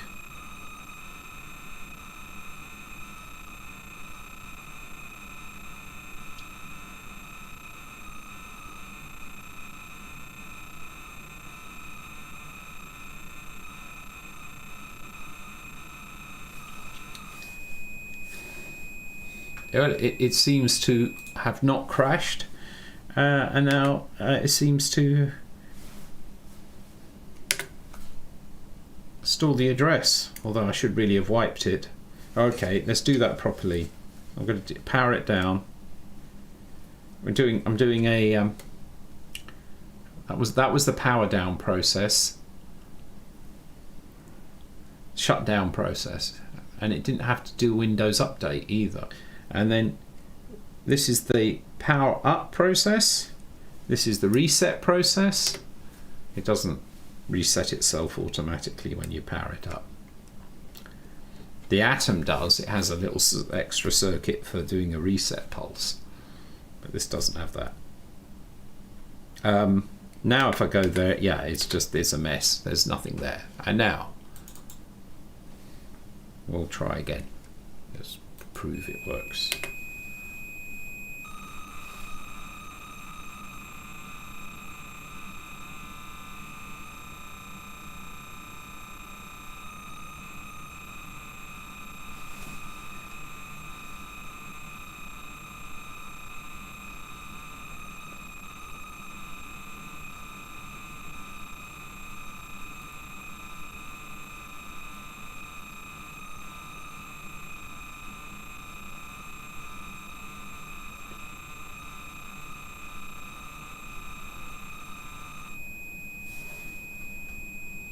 So it's loaded, and I should just be able to go. Look, there's the address. Hello. And that's the thing. Pattern, you do reset, go. Just like Villa on Blake 7 in the 4th season. So it didn't say hello, it just made the thing work. Great.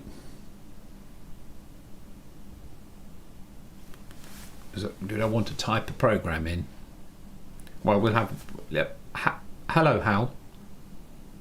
Hello, Hal. It's feeling sad. Hello, Hal. Hello, Dino. Hal, play Mark theme.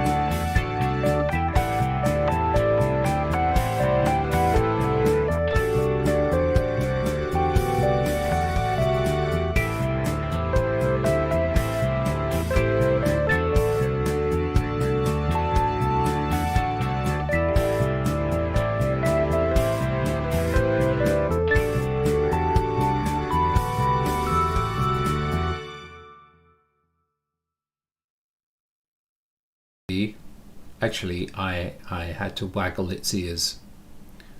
How play Garcia theme.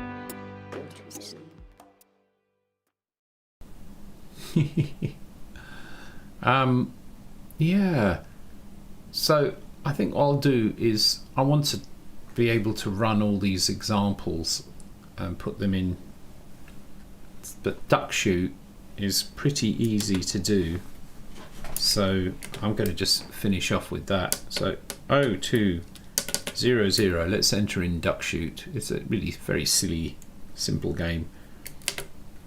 So there is A9, there it is, the A9, 1F, 85, OE, A9,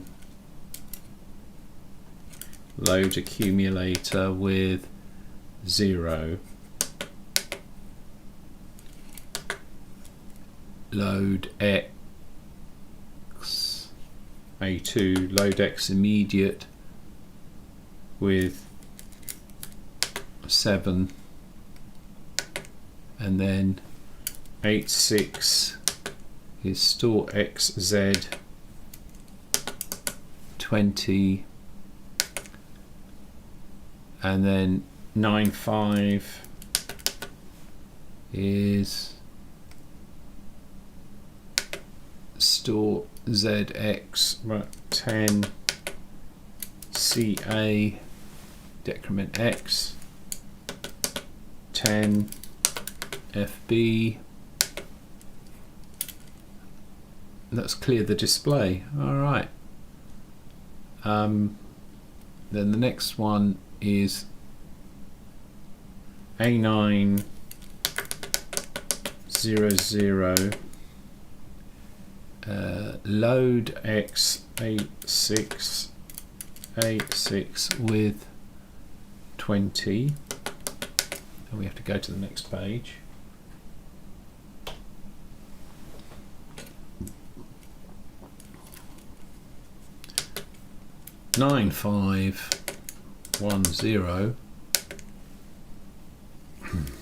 A9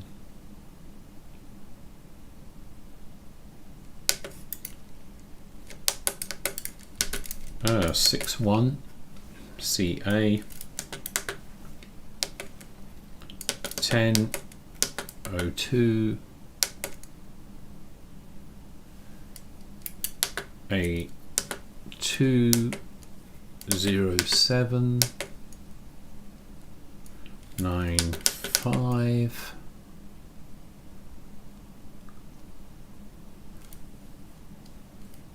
10 86 20 A2 0E 20 0C FE C5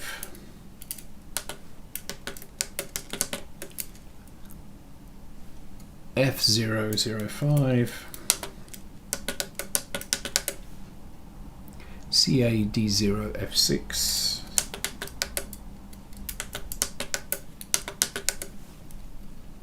F0E1 A91C A620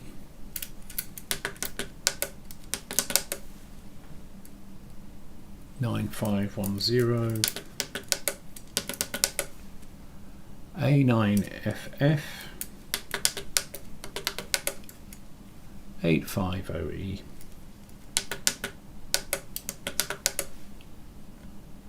200CFE. There was a typo in this listing. Was an errata that got sent out later. 90C3. So of course this was probably the first program I entered in, and it didn't work because there was a mistake in the listing. And somewhere I ended up at the wrong DE. Oh no, that's a mistake. It's actually 0240 at the end.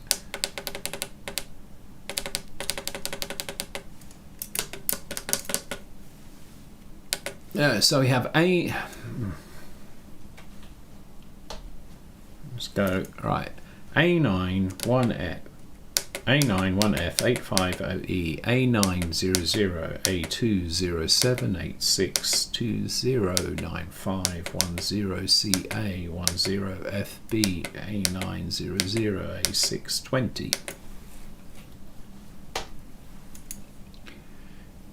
9510 A961 CA1020 A207 9510 8620 A20E 20OCFE C520 05 CAD0 F6 F0E1 A91C A6 2095109FF850E 20CFE 90C3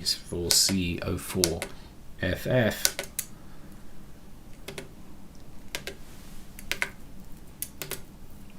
And it didn't work.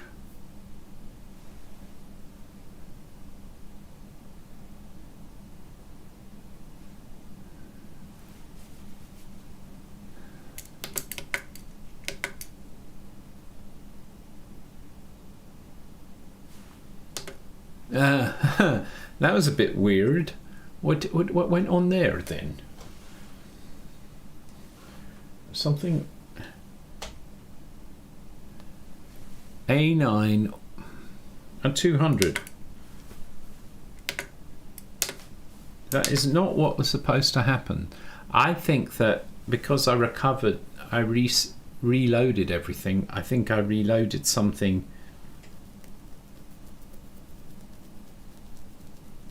that maybe it's got decimal mode is set.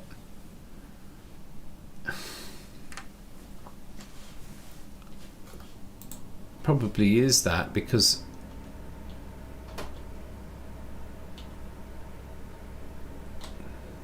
set decimal mode. How do I clear decimal mode?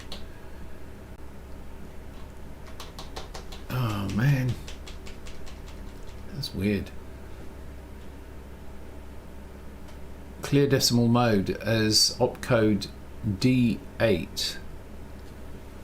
All right.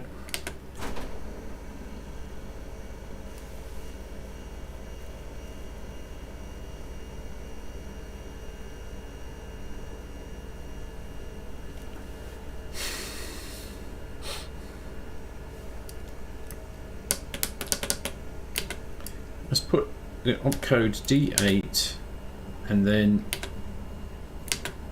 4C04FF and go to 0300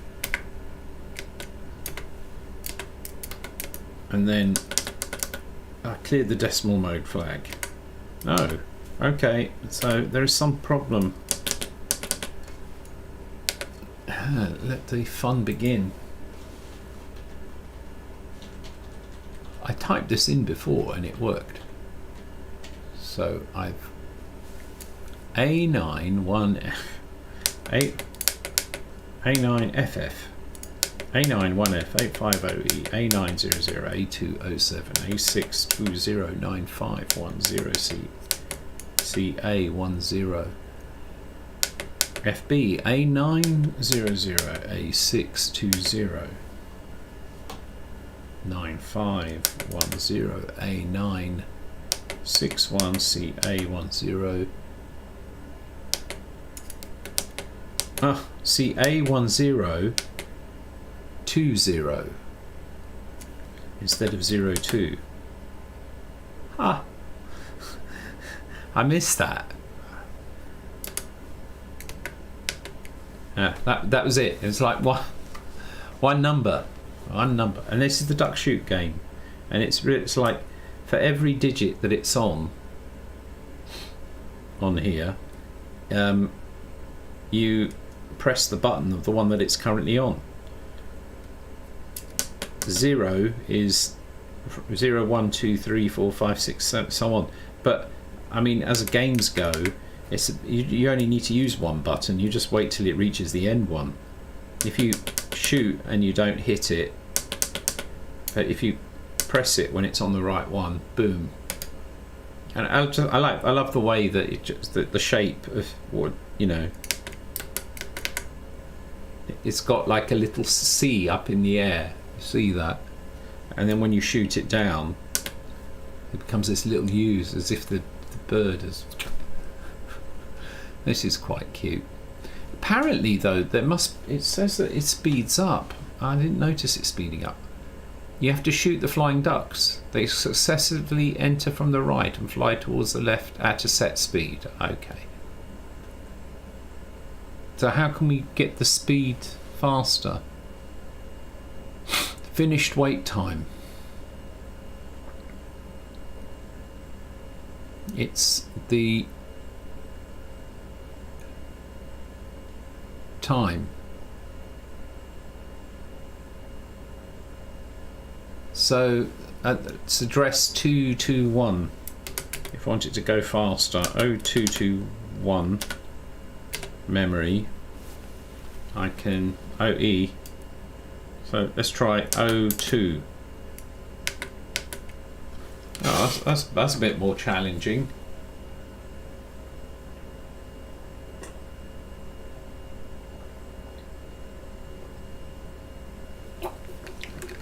So I've been sort of thinking about what games I can make on this, that run on this display. Looking at this has just inspired me to try and to see if it's possible to do an endless runner.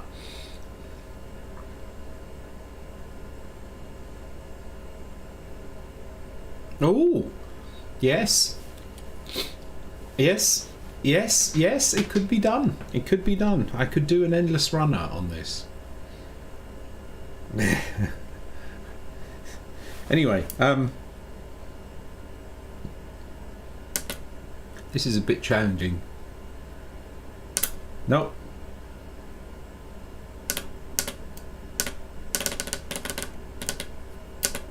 Ah, I got it.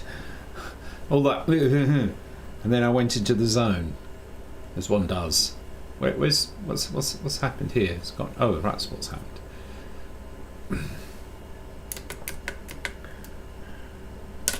Oh, you get in the zone. Yeah. I mean, that's. I'm gonna save this.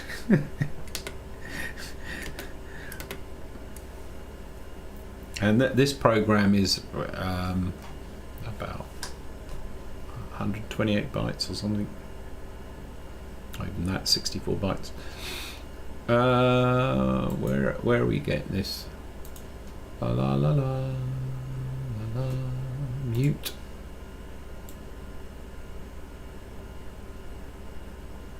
Add a new track. And let's rewind. And let's record it. So I'm going to save 02002, say 0300. Good enough. Although actually 02 if I'm more sparing in it, it might actually be a good move for being able to load more than one thing in memory at a time. So probably a good habit. So let's go and save this.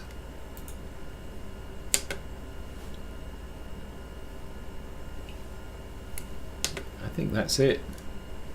Stop. So we'll see if that works. Let's disconnect the power. Come on. Disconnect power. Thank you. Reconnect power. Reset. Reset this. Hit play.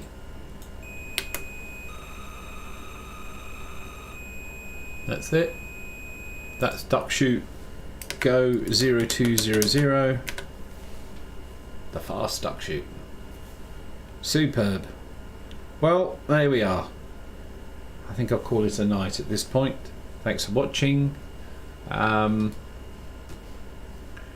see how far we can push this technology from 1979. And probably should leave with a video. As usual, what video shall we have tonight? It'll be a video from many videos. Let's go into my channel and manage my videos, and we'll see. Don't forget the premiere of God on the River is this Monday at midnight. Don't be late.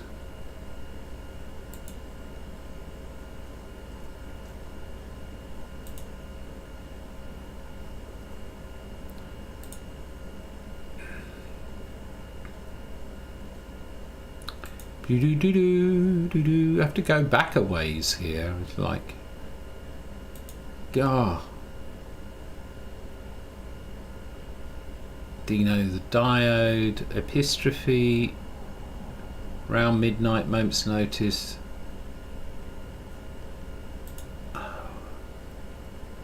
Acoustic guitar practice session, autumn leaves. Geez, these are ancient.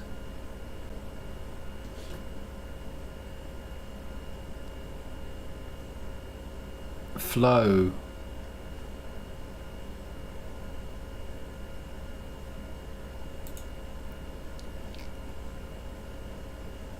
I think we'll do this one. Why not? Why don't we do this one?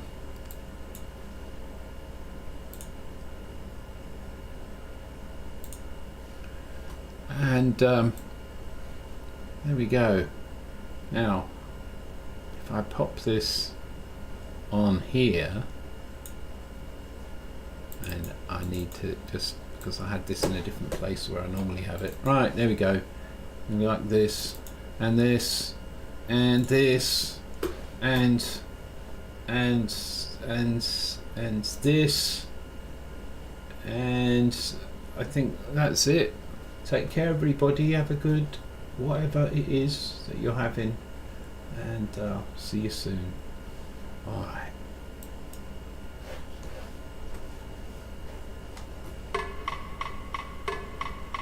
All of me, why not take all of me? Can't you see I'm no good without you? Take my lips, I wanna lose them. Take my arms, I'll never use them. Your goodbye, it left me with eyes that cry. Oh, how can I get on without you? 'Cause you took the part that once was my heart, so why not take all of me?